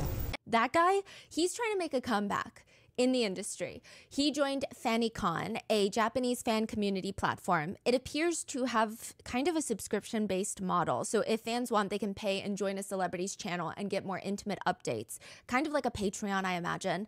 And he wrote, "Greetings after 5 years. How are you? I received strength from each and every one of you, and I was able to gather the strength to appear in front of you now. Thank you so much. I hope I can communicate with my fandom here. I want to show you everything about me, including what I want to do with my future and my personal life. I will try to create a bright future with everyone. So please support me. Thank you very much." No. This man was charged with gang R-wording someone, and he has the backbone to be like, please support me. I want to create a bright future. After JJY is released from prison, which, side note, his whole 5 years in prison were not bad at all. According to fellow inmates, they said he would receive packages of comic books from loyal fans, and he was generally just having a good time. In 2022, JJY met up with his connections in the music industry to tell them that he still wants a music career. He still wants to be behind the scenes now. He doesn't want to be a singer, but he wants to be a music producer. It's speculated that he's preparing to immigrate abroad and return to music. During the process of editing this video, on July 9th, JJY was spotted in a nightclub in France. He approached a group of women, introduced himself as June, and then asked for their IG handles. Later, there was a friend who was with JJY, and he went around telling all these girls in the club that JJY is a famous singer from South Korea, and he's planning on opening up a Korean restaurant in France. There is a literal video of this man in the club, standing in front of a woman, dancing on her, and he's spotted kissing multiple different women, making out with multiple different women. He has this whole new backstory where he states he's June from Boston, he's a music composer, and he wants to open up a restaurant in France. So now that all this new information has leaked about him and his little whereabouts, he has gone private on all of his socials, and he's even stated, all I did was ask people to be friends with me, and I'm just so disappointed. So someone who knows June from Boston, aka JJY, stated, yeah, 5 years in prison did absolutely nothing. He is the same, and he has no plans on leaving the music industry. Seung-lee has been spotted here and there going clubbing. It would later come out that right after he got out of prison, he was trying to call up his friends to see if they wanted to go clubbing with him. Now, mind you, celebrity prison and normal person prison is not the same thing. So I'm pretty sure they probably separated him and still gave him like nice treatment and stuff like that. My 5 years would be different from like Kanye West's 5 years and so forth. So it's disappointing. Rehabilitation works sometimes, and sometimes it doesn't. He went right back to the clubs, right where he was doing his own thing. Now he switched countries. He ain't stopping. He just moved locations. And then now that he's been discovered, he might move again, or he might even just keep doing what he's doing. He blocked all his Instagram handles, social media, and he flew back under the radar. I guess he thought people was not going to remember him, but when you're a celebrity and you got a memorable face, all that goes out the window. So R. Kelly singing in jail right now. Yeah, Tiffany, you ain't lying. It's very risky aspiring to be a K-pop idol. A trainee never knows if they'll be picked or not, and they could suffer mentally or physically from the strict system and the respective company puts on training. Damn. So you can go years of like being in the mix, and the next thing you know, they can get rid of you. That's crazy. What's up, BTS fangirl? One acquaintance who is said to have been close said, he called me after he got out of prison and asked me how I was doing. His voice was calmer, but other than that, it didn't seem like he changed much. Another alleged friend stated, he's living his day-to-day life with a pretty bright attitude. There were talks that Seungri was trying to get back into the clubbing business, and the first rumor was that he was trying to open up a club in Hong Kong. He was spotted socializing in Hong Kong. A few Hong Kong netizens stated that they heard through the grapevine he's permanently living in Hong Kong. It got to the point where the government had to come out and say, we didn't give this guy a visa through our talent acquisition program, but if he's getting a visa through other ways, we wouldn't know. So like the government would know, but they wouldn't release it to us. I see. So I guess there's multiple ways to get a visa. You could go and I guess marry someone. You could try to apply for different types of visas. But the one that netizens speculated he had was Hong Kong would invite overseas nationals to live and start businesses in Hong Kong. Then you'd get a long-term visa. In Hong Kong side, we did not do that. Yeah, they're like, please, no. Yeah. The next rumor was that he was going to open up a club in Cambodia where he does have fans that are willing to come to fan meets. I will say from what I can tell, most Cambodians hate him, but there are a select group of people, just like everywhere else, that support him.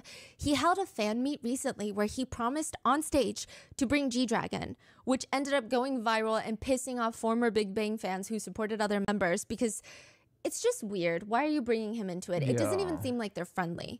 He was also promoting Big Bang merchandise, which is very interesting. He also gave this speech on stage in Cambodia, and this speech has somewhat gone viral.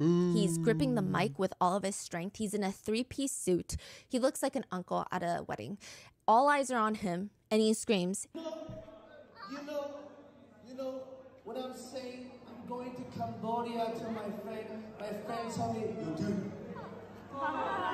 Is it me or he kind of talking like Trump a little bit? He kind of doing like Trump's style. Or am I tripping? Now I can say to my friend, fuck you all.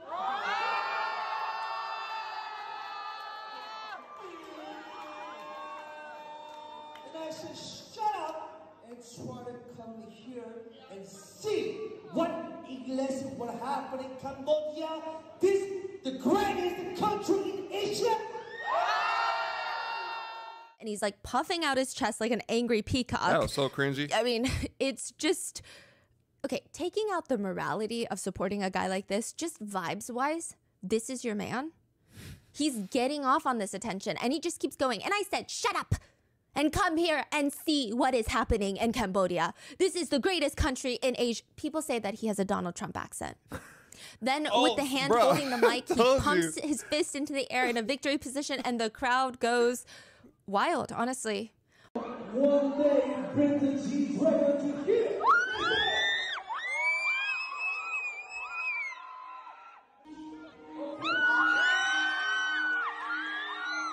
But a lot of people were really upset at this fan meet that it happened in the first place, but also because, like I said, he's stating that he's going to bring G-Dragon. It just doesn't seem like they like each other. Even when they were seen in the same group, it didn't seem like they liked Seungri. I mean, clips of the group have gone viral. This is back in the day, where on a talk show, one of the members, T.O.P., his fellow bandmate, states, "Oh, Seungri and I are complete opposites." He'll say things like, "Oh, this is how you make money." All he does is talk about money. 어느 순간부터 돈에 대한 포커스가 좀 많아진 것 같아. T.O.P. continues, I get very worried as an older member of the group. He has some good friends, but some of his friends, I get glimpses of them at concerts and they worry me. I get the feeling that they're by his side, not because they like him, but because they like his title. The fact that Seungri plans to work with them very much worries me. And I know, like, I keep doing it. I every time, if you go back and watch like my back then when I used to react to Mr. Ballin videos, I'll say something and they'll either say it like later on in the video or they'll say it like soon after I say it. I don't know if it's a superpower or I just think the same as everybody else, or maybe everybody else is just, I don't know. I think maybe I just think the same as everybody else, but I always say something and then they end up saying it or they even say something like it. I'm just like, bruh, I don't know. People, you would think I was lying if this was not recorded live. So this goes to show you, I do it. I think I'm psychic. I think I have like these psychic abilities that I shouldn't be talking about right now on camera because you never know who's watching. But nah, I think I do sometimes, a little bit. 이렇게 언뜻 이제 공연장에서 이제 스쳐 지나가면서 사람 인상을 보면은 Even on stage, there's a clip of Big Bang at a concert, and T.O.P. starts screaming, "After all, Big Bang is for people forever, forever, forever." The other three members put their hands in, like, you know, those athletic games, and they start chanting forever, forever as a play on words, as in 1, 2, 3, 4. But Big Bang has 5 members, and the member not in the pile is Seungri. 무대에 You're a wizard, Harry. 내려오면 저희랑 같이 있질 않아요. 아, 워낙에 또 이제 일들이 많으셔서 네, 또 일이 사업도 하고 있는 많고 일이 파티도 많아가지고. 많고. It just seemed that, as if in hindsight, the band members were over him. One straight up joked in an interview that Seungri, stop being a scammer or you're going to end up in jail.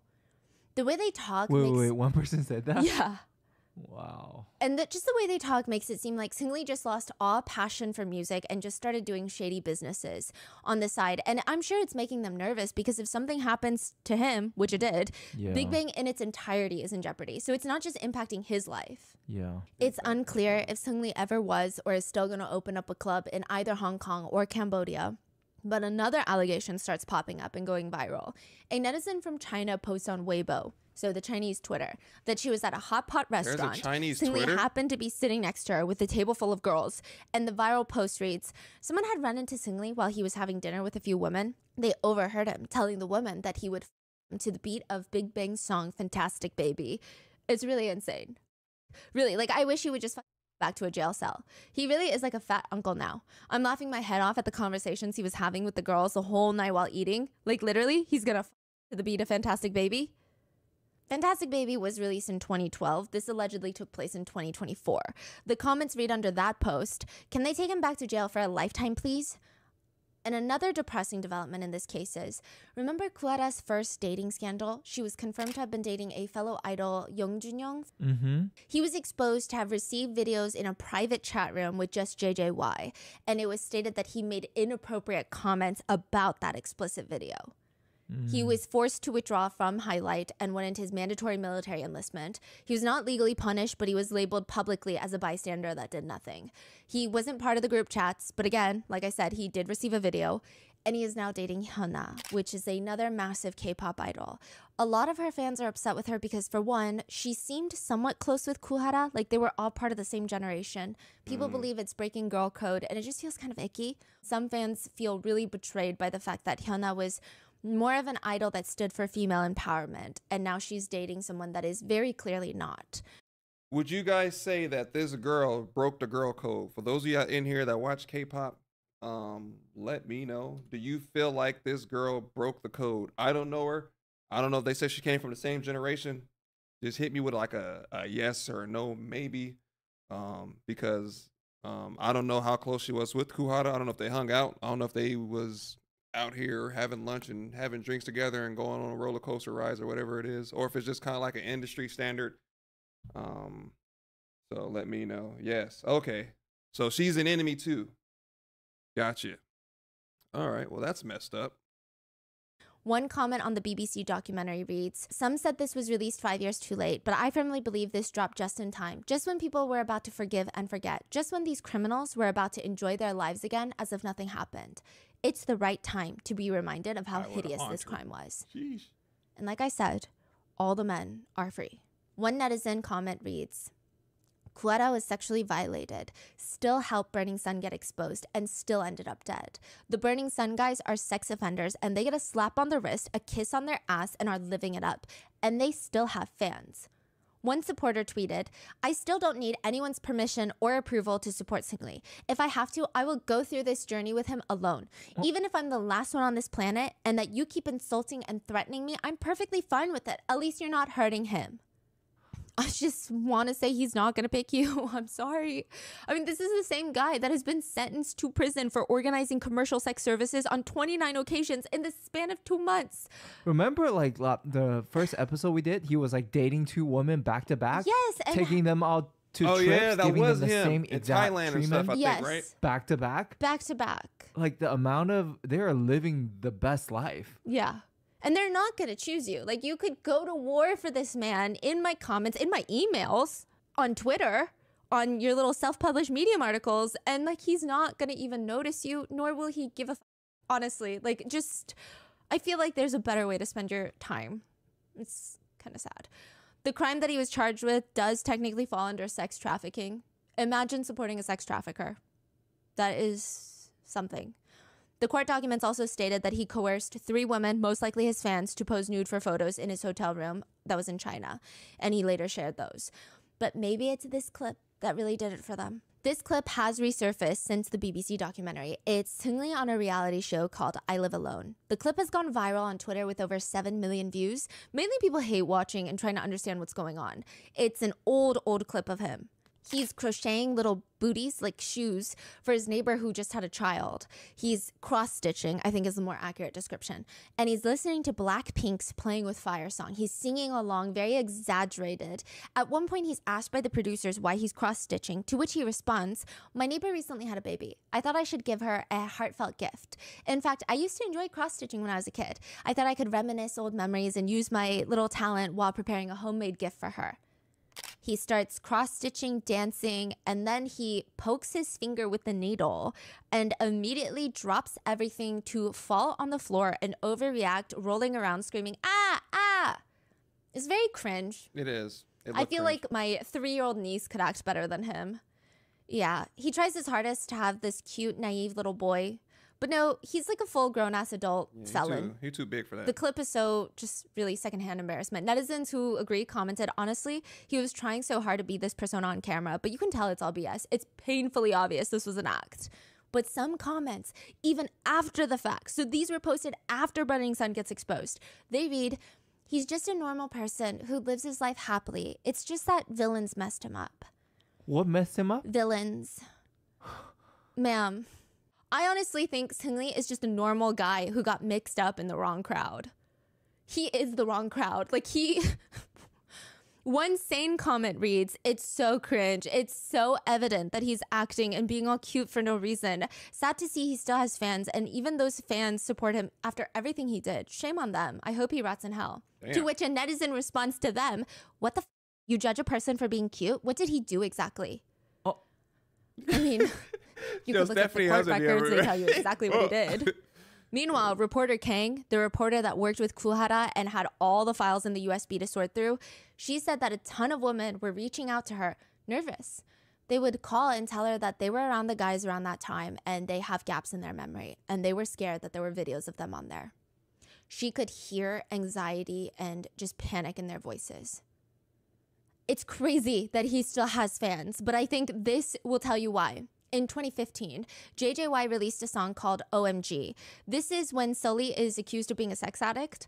The music video that JJY is in starts with him waking up in a bed full of women in lingerie. He tries to wake up. Hold on, wait a minute. Let's go back. OMG. This is when Sully is accused of being a sex addict. The music video that JJY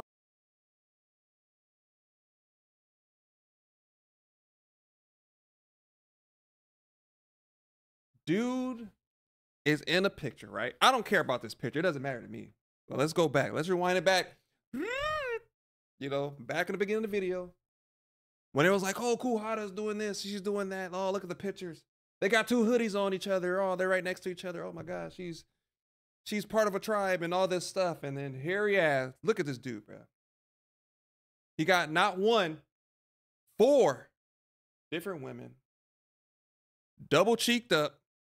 On the bed, lingerie on, dominatrix gear, sprawled out, like, oh man, I woke up with all these women surrounding me. You know, nobody said anything. Look at that. Look at this. Where's the scandal for this picture? You know, the little skimpy maid outfits, cleavage, in draws, butt cheeks on loud, drugs and alcohol all up and through the video. But God forbid that she gets on live and, you know, does something, or she gets on, takes a picture with a nightgown on or something. Oh, what are you doing out there? Oh, yeah. But what they gonna say to him? Oh, you the man, bro. Oh, lucky. Oh, you're dope. Oh, yeah, that's great. Crazy. And her pictures was not even close to this picture. But like I said, they're gonna give him kudos and just make it seem like he's just living every man's dream and living his best life. Oh, that young man has a whole future ahead of him. Oh, that's crazy. That party must have been wild. Oh, man. Oh. Yeah, okay. Wisen starts with him waking up in a bed full of women in lingerie. He tries to wake up one of them, but she's passed out to the point where it's like, I don't know if she's just hungover on alcohol. Then we get a flashback.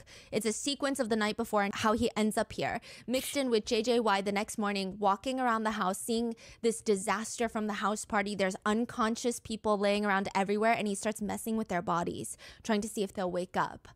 Which, considering he date R-word drugged women, essayed them while recording it, it's kind of wild that he felt confident enough to base a music video basically on what he does in real life. We get flashbacks to the night before where he's walking through a club filled with women in lingerie. At the end, he's fighting a guy in a wolf mask with a lightsaber, but at one point it looks like he hallucinates into seeing a real wolf, almost insinuating that he's like on drugs. The whole thing is weird, but it ends with him having a foursome in the bed and then waking up with the girls passed out. A Some foursome? citizen comments read, I feel like he invented the word foreshadowing. This is vlog. She kissed the dude and they was going ham. Oh, a foursome?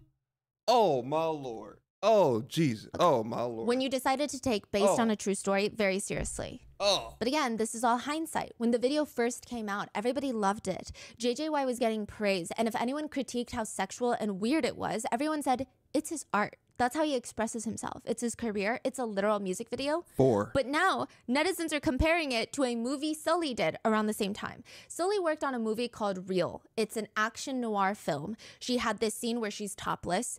First of all, who cares? Second of all, it's for a film. Just like it could be argued that all the scandalous racy scenes in JJY's music video are for his art, for his work. Same with Sully. Where is the difference? But the comments under articles about her new film, they read, she's already running around exposing her nipples. Not like this is a big deal to her anyway. I can already tell by the stuff she shares on her social media that she wouldn't use a body double. I really don't understand at all why SM Entertainment still has her under them. She's pretty, I'll admit that. But her body's whatever, and her personality is just hopeless. She exposes her top half on her own without much prompting anyway. Feels like we've already seen it all. But more than that, she had a scene in the movie where her character does drugs. In South Korea, drug usage is considered one of the worst things you could ever do. It's probably worse than essaying people. Honestly, that's how they see it in the law, okay? They take it very seriously. Sully had zero experience with drugs. So in this attempt to figure out what it would look like, how she was supposed to act, she starts watching 5 movies a day where the main character does drugs. Her friends asked her, why are you doing that? And she said, I don't know what that looks like, so I just really want to do a good job on this. Because it makes sense, considering she left FX to pursue acting. She has a lot of pressure. It's clear, like she needs to do well. But netizens thought she acted too well. They argued that only a real drug user would behave like that. From then on, the title of being a drug user starts following Sully, and everything she does is just further confirmation that she's a drug user. She talks a little bit slower compared to others. I don't even think that she talks slow. They say she's on drugs. They would take pictures of her pupils, compare them to other drug users, and it seems like she does naturally have bigger pupils because a lot of people were showing pictures of her where she's clearly not on drugs, like during interviews, and her pupils seem enlarged, like bigger than most people. But they're taking that as evidence that she's doing drugs and putting them side by side with drug users' pupils. It was a lot. So when JJY does it, it's his craft, it's his art, it's his expression of creativity. But when Sully does it, she's a drug addict and a slut for showing her breast. One netizen comment focuses on the double standard in the industry. And this is present not just in the K-pop world, but Hollywood, Bollywood, everywhere. The comment reads, Men could tie the industry's grandma to the town square pole, and the industry itself would hand the men tomatoes to throw. Women, they breathe wrong, and the industry will shit them out in the shower and stomp on them down the drain. Damn. Even after the Burning Sun case, there were protests of women in South Korea holding up signs. For women, everywhere we go feels like the club Burning Sun.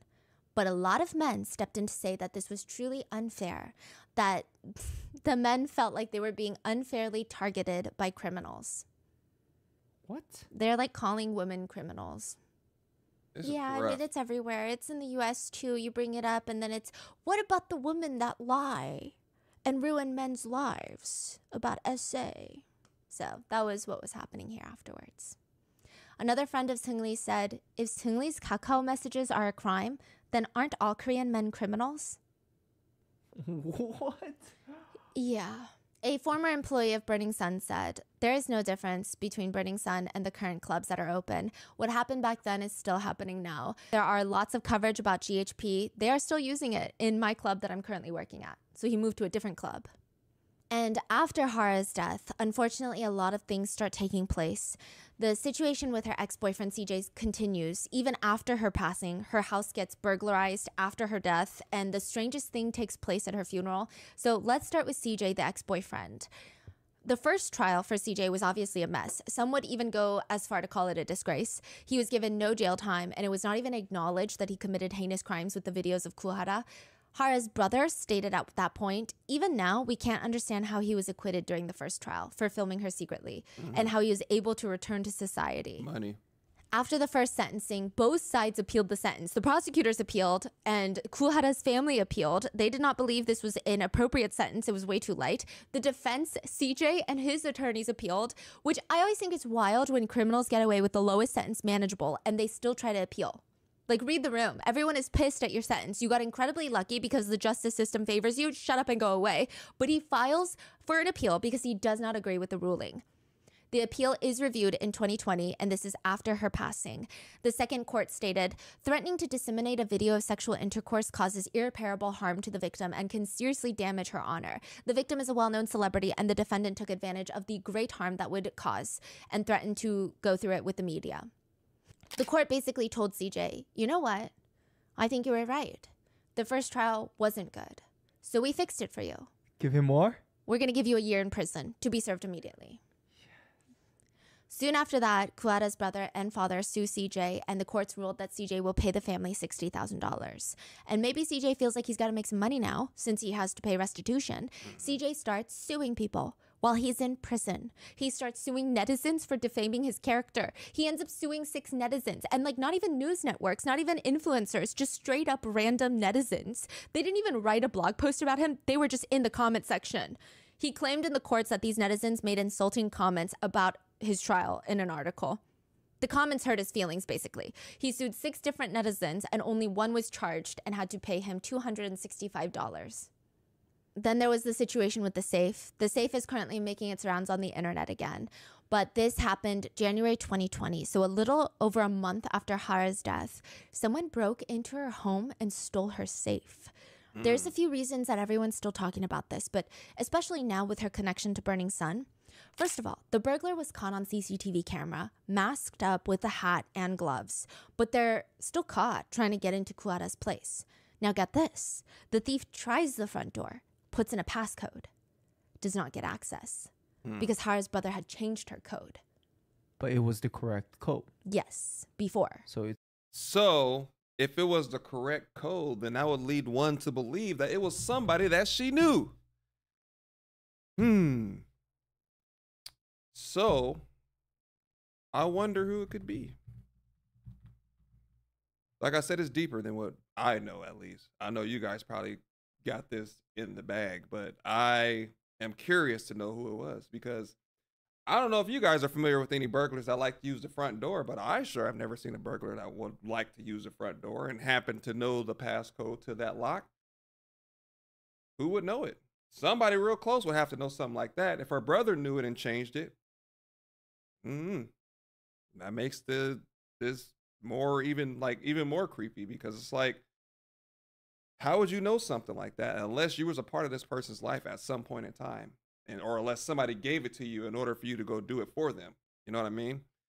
So I don't know. That's very creepy.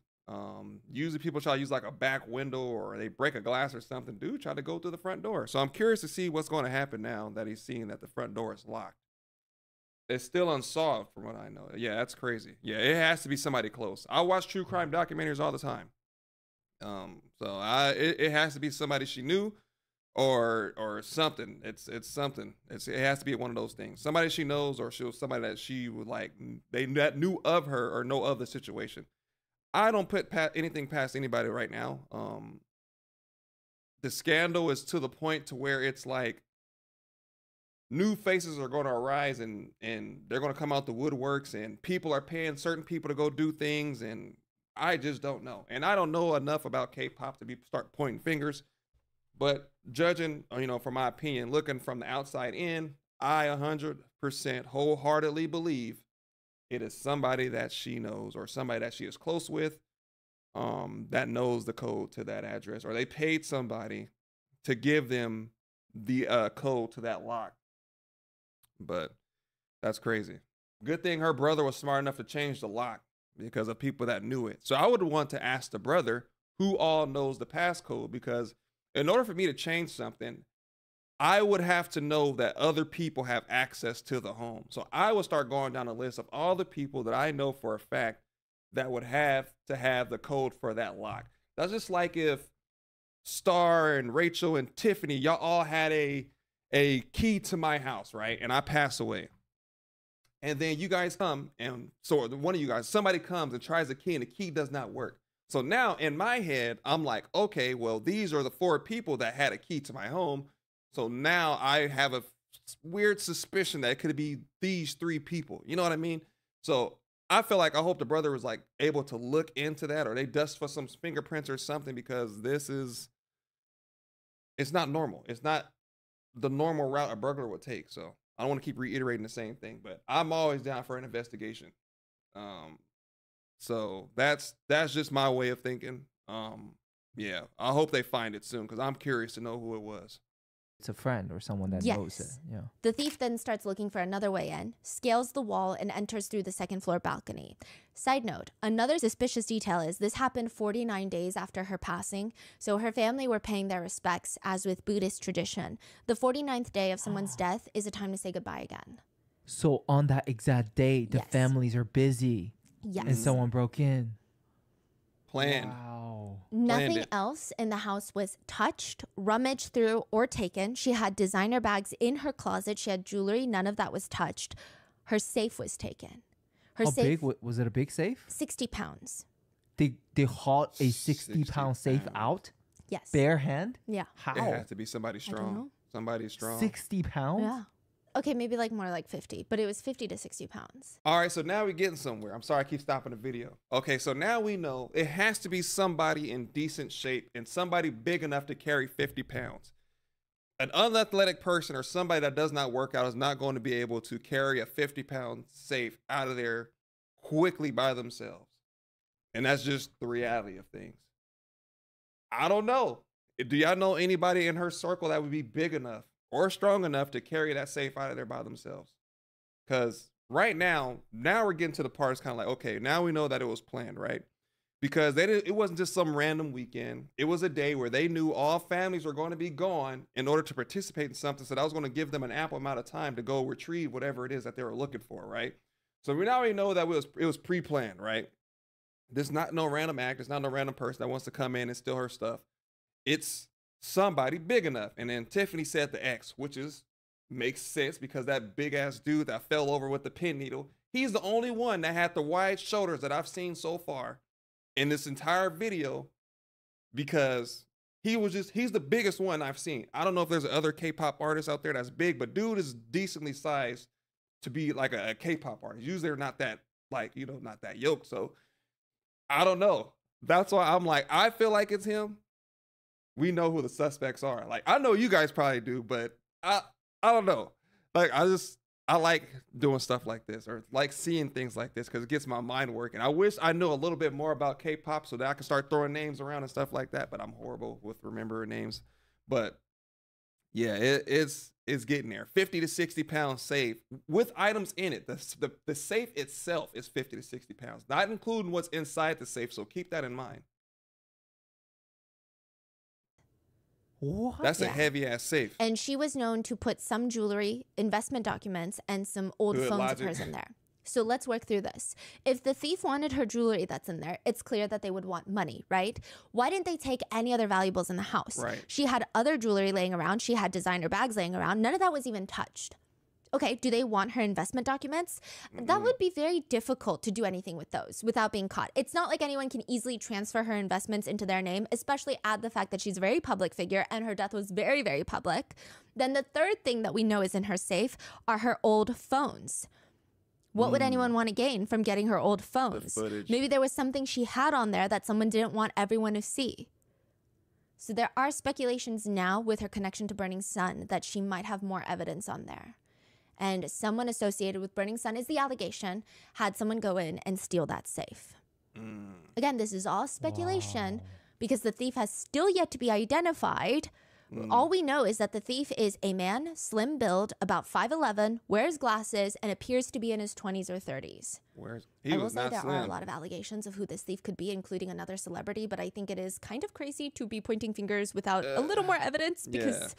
I just feel like, what if it's not? Like, the damage it would do if it's not is crazy. But he didn't look slim to So, me. But I don't know it's about someone y'all, that's but fit he didn't enough look to slim. carry a safe that big, though. That's what I'm To saying. make the situation even messier after her death, reports start coming out about a strange woman at her funeral. They stated that at Cuara's funeral, there was an oddly smiley woman there that kept asking other celebrities for photos at her funeral. Like, oh, can I take a selfie with you? She would go up to celebrities, shake their hands and say, I saw you on TV. Can we take a photo? People were confused. A lot of Cuara's friends, who also happened to be famous, were very uncomfortable. And not only that, the lady requesting photos with the idols, she had a lot of makeup on, almost like she got her makeup done for this event. And she was just smiling in a way that was not fitting for a funeral. It was bright smiling. It wasn't even smiling because you're trying to remember that person in this loving, happy way. All of this was made even more uncomfortable by the fact that that strange lady is Cuara's mom. Hara barely knew this woman. The only memory that she has of her mom is that that's her biological mom, and the fact that she used to use Hara, her own daughter, that's only in kindergarten at this point, to make excuses to go cheat on her husband. Yeah. Cuara's real family only consists of her dad and her older brother. Her brother would say about their Okay, hear me out. Hear me out, right? I could be wrong. This is a stretch. Y'all can say, hey, shut up, Zems, start the video again. All right, hear me out, right? So the mom, they said that she would blow through Quijada's money, right? So is it possible, right, knowing her mom and how she is, and based off of what Stephanie's been telling us, that the mom paid somebody, or they paid the mom, right, in order for them to gain access into the home to get the safe? Because one, the mom knows her, right? She's known for doing anything she can for money and blowing that money. Is it too far to say that it's possible that she was paid in order to give somebody the code to that house in order to retrieve that and the valuables? Yes, that's true. Wouldn't the mom have taken a back? But what if they paid her though? Paid her more? Like, what if she's not the one going in there, but they paid her for the code for that person to go in there and grab that stuff? You know what I mean? But then again, like I said, it could be a shut up Zems moment. Like, you know, shut up, start the video. I'm thinking about to not deserving that. Plus, her mom wasn't in contact with her. She wouldn't have known the code. Okay. But never mind then. I was like, what if though, right? What if? All right, I started the video. My bad, y'all. False alarm. mom. When I was 11 and Hara was 9, she left us. She just Didn't know disappeared. you're cooking with She grease. just left without even saying goodbye. The same day, Hara's older brother found their dad unconscious and foaming at the mouth after swallowing handfuls of sleeping pills. He said, "I remember that day my mother left home. I was so young, so I wasn't sure why she left. My father asked my sister and me in an odd kind of way, 'Is there anything else you want to have?' That night, he attempted to self-exit. He said, "My sister and I watched together as my father was put in an ambulance. To my sister Hara, who was only in 2nd grade at the time, our mother's sudden absence and my father's pain must have caused her sadness. It was a huge thing for them. Thankfully, their father survived, but it was always a wound that they would have." Side note, they were pretty much completely estranged from their mother, but in 2017, Kuhara does reach out one time. Kuhara regrets this meeting. I mean, she said it was very foreign and strange.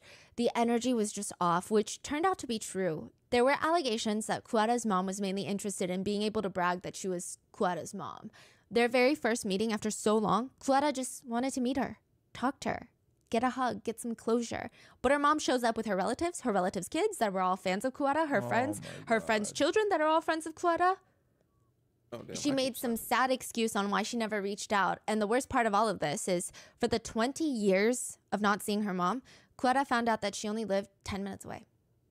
And she was going around telling all of her friends that she was Kuhara's mom. She kept tabs on everything Kuhara was doing so that she could brag to her friends about it. She kept tabs on that her. is so sick and twisted. Yeah, it's bad. So why now? Why is she suddenly at Kuhara's funeral, dressed in black, acting like this heartbroken mom who was always in her life and just is so devastated? Also, I thought she's very happy. yeah, like she would go through emotions where she acts sad and she's like, no, I need to be the person that stands next to her casket and gets all the bows from people because you have to bow to the family. I'm not letting the mom off the hook. And then she would go back to like, can we take a selfie? Mm-mm. And then she would like cry. And then, can we take a selfie? Also, why did she come with lawyers? She showed up to the funeral with lawyers. Lawyers? Kuwata's brother and father would soon find out that she was there to go after Kuwata's inheritance. It's unclear exactly how much Kuwata was worth, but she had a building that was worth $2.3 million. She had another apartment that was worth $900,000. That's just her real estate profile. There could be a lot of other assets we don't know about. That's what she's after. So now, all right, we back at it. We back. She don't need the purses. She don't need them. She's going after the inheritance. So why go after the small change when you got the whole thing? You don't need those purses. You about to buy your own purse with the inheritance and the buildings, her name. She got lawyers. She's ready. I mean, I don't know. I'm not letting her off the hook. I mean, when we find out, we'll come back and talk about it again, but the mom is not free to go. We cooking. The mom lived 10 minutes away, right? So is it really that far-fetched to say that she could have known that code? She kept tabs on everything that she did. She came to the funeral dressed up, cooking, ready to take everything her daughter had right after she just passed away. I don't know. I feel like she's in the mix. Because right now, what you're telling me is that you didn't care about your daughter. You loved that she was making all that money and she cut you in a punt, but now that she's out of the picture, it's all yours. She don't need those purses. And then on top of that, if she want the purses, that's all going to come with the inheritance because it used to belong to Kuhara. Or if I'm saying it, Kuhara, sorry, it belonged to her. So she wouldn't need to. It's all going to be hers anyway. So why not take that extra money on top to give them access to the home, to take that evidence that could put some K-pop stars away? I don't know.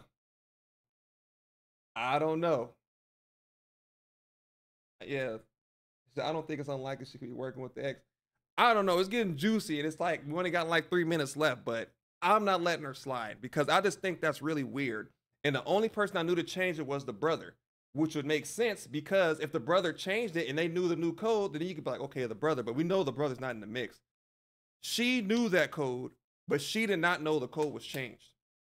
I don't know. I feel like she isn't smart enough for all that. And that's how it usually is. You think that. And it's like, you just never know. But then again, I take y'all word for it because y'all know more about it than I do. But I don't know. Maybe she's not the mastermind. Maybe she's not the one that's developing the plans. Maybe it's somebody else and she's just the puppet. You know what I mean? I feel perhaps the Glory situation, mother not involved, but ready to sell out their own child in a heartbeat. Yeah, it's that too. But let's see what else they say. But her death, there would be this whole legal battle between brother and father and then mom, which, by the way, she She had a chance. Under Korean law, if someone does not have a will or children or is unmarried, their inheritance goes to their parents. There's no stipulation that the parents have to have been a part of the child's life to get the inheritance. Just by being the parent on the birth certificate is enough. Kuara's brother would reiterate, just because someone gave birth to you doesn't mean they're a parent. That's a person who abandoned us and even gave up her parental rights is trying to take away assets earned through Hara's hard work. And that just means our laws are unjust. This prompted the brother to start a petition for an act to be introduced into law to protect the assets of children that are abandoned or abused by their parents. After almost 5 years, the act would be passed, the Kuhara Act. Kuara's brother is using the inheritance to set up a foundation to help single parents. The last messages that he's ever sent his sister were, I'm begging you, please don't have any negative thoughts, don't get sick, take care of your health, and sometime in the future, I hope you get married, have children, and live for a very long time. When you're sad, just cry it out. I know it's hard to let it out, but I love you, little sister. She responds, I love you, Oppa, don't worry. You must be so sad. My heart aches like crazy too. Eat something delicious in Japan. I'll bring some delicious food tomorrow. Okay. He was gonna go over the weekend that she died. She told him no, she wanted to go to a party. She didn't ever go to a party. Hara, before her death, kept encouraging her brother and sister-in-law to have kids, so much so that she even paid for their doctor's visit so that they could try to conceive. After Hara's funeral, her brother came home. He was a mess at this point, and his wife was in tears and she told him that she was pregnant. He said, I cried so much then. I was so sad. If she had just waited a few days, if she hadn't made that choice, she would have been an aunt. August 10th, 2020, Kuara's niece, Ku Harin, was born. Hara's brother would say, she reminds me so much of my little sister, and it makes me cry. Our Hara always talked about wanting a niece and even bought us nutritional supplements, so we decided to name her after the name that she thought was the prettiest. As for Kuara's dad, he said, she used to go to Japan for promotions a lot, so now I often try to think, my daughter is in Japan. She's in Japan right now, alive and working. It helps me find comfort in some ways. And that is the case of The Burning Sun, the hopefully final episode. And what are your thoughts? I just think it's crazy, the juxtaposition of the timelines of what the girls are getting cyberbullied for and all their quote scandals and controversies and how everybody turns on them. And then these guys are doing some of the most heinous crimes imaginable and they still to this day have fans. They have supporters. What are your thoughts? Oh man, well, that was a very intense video. It's very sad. It's unfortunate.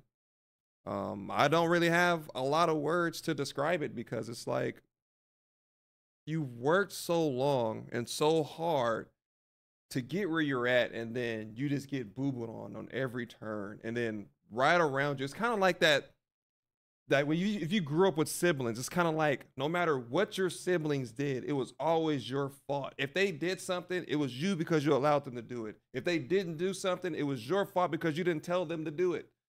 You're supposed to be the example, set the example, and it's like you don't have control over that. And that's just how it was for Kuhara. Just like it was just doo-doo circle of people around her, man, except for her brother and her father, like Stephanie was stating, you know, and I have the same exact thing. I go, my grandpa, my older sister. That's literally my circle. I don't really have that much family left. Everybody's changed or developed the feelings in a certain type of way or start acting weird. I just start cutting people off. Like I cut people off back and forth. I don't care if you, like she said, you gave birth to me, you did all this stuff, but I feel like when you get comfortable with disrespecting somebody that you supposedly love, I don't feel like that's love at all. I really wish that she didn't choose self-exit. You know, and I really hope that some kind of justice or in some shape or form comes back and bites all of them in the ass and they get the time that they deserve. I hope they're not making another club and trying to like switch the names. They might put the club in somebody else's name so that they're not able to be tracked and all that stuff. So it was a lot. I still want to find out who it is that broke into that house and stole that safe. I know you got a lot of you guys saying it's the it's possible it's the ex. I'm not letting the mom off the hook. You guys allowed me to see like all the evidence and stuff that you guys have or what you guys been thinking of. So I'm not closing that out, but I don't know. It just didn't sit right with me. Like I said, I could be wrong. I'm fine with being wrong. It was a very hard video to watch. So hopefully you guys learned something and hopefully you guys can learn to spread joy and not spread so much negativity. If you are out there spreading negativity, to kind of like be positive, at least try to make more, at least make one person smile, or at least try to do one good thing a day, and just try your best to just be a decent human being. You know what I'm saying? Everybody's not perfect. I'm not perfect. And you know, it is what it is. But this video is by Rotten Mango. So hopefully you guys enjoyed it. If you haven't already, make sure you swoop down to that description box. Click on a link, go watch the video in entirety, because I was pausing, stopping, and talking through the whole thing. If you guys are new to the channel, my name is Zems, and welcome to the Crow's Nest. I want to thank all of you so much for stopping by and showing support. I said I was going to try something new, and I did. I don't know. Do you guys want to see more live streams like this, or do you guys rather me continue to post pre-recorded content? You guys have any questions for me? Hopefully I didn't offend anybody. Like I said, it's just my opinion. At the end of the day, my opinion does not matter. I just speak what's on my mind. Hopefully I do it in a respectful way too. It's like, it's not offending anybody, but it's also getting my point across at the same time. Told myself I just for 3 minutes and watch a live video when you're posted. I stayed to the end, forgot about the work I had to get done. Oh, my bad. Turn up stop. My bad. I didn't mean to distract you. Hey, y'all, my bad. I didn't mean to distract you. Rumor has a rapper named Zico. The guy who mentioned about Jay's Golden's phone. Yeah, it's a lot. Thank you, Star, Tiffany, Turnips, Alex. What is that? Marie. I don't know. I said Marie. I'll show it for short. And everybody else that tuned in, Rachel. If I missed your name, it's not on purpose. Alex, Nana, or Nana. Yes, most of you guys are the same. But if I missed you guys, if you've been sitting in here and you didn't comment or anything like that, I greatly appreciate it, man.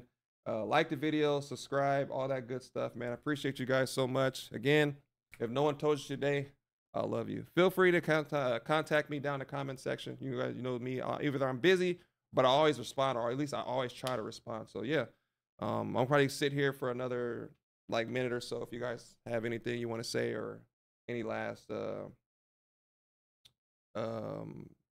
questions or answers or anything like that you guys want to mention to me before I head out.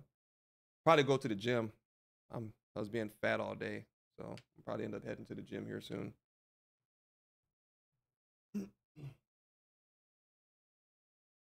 Yeah, it said turn. Yes, a little kindness goes a long way. May mean more than you think to that person. Absolutely. I agree with that 100%. Shout out to the lurkers. Yeah.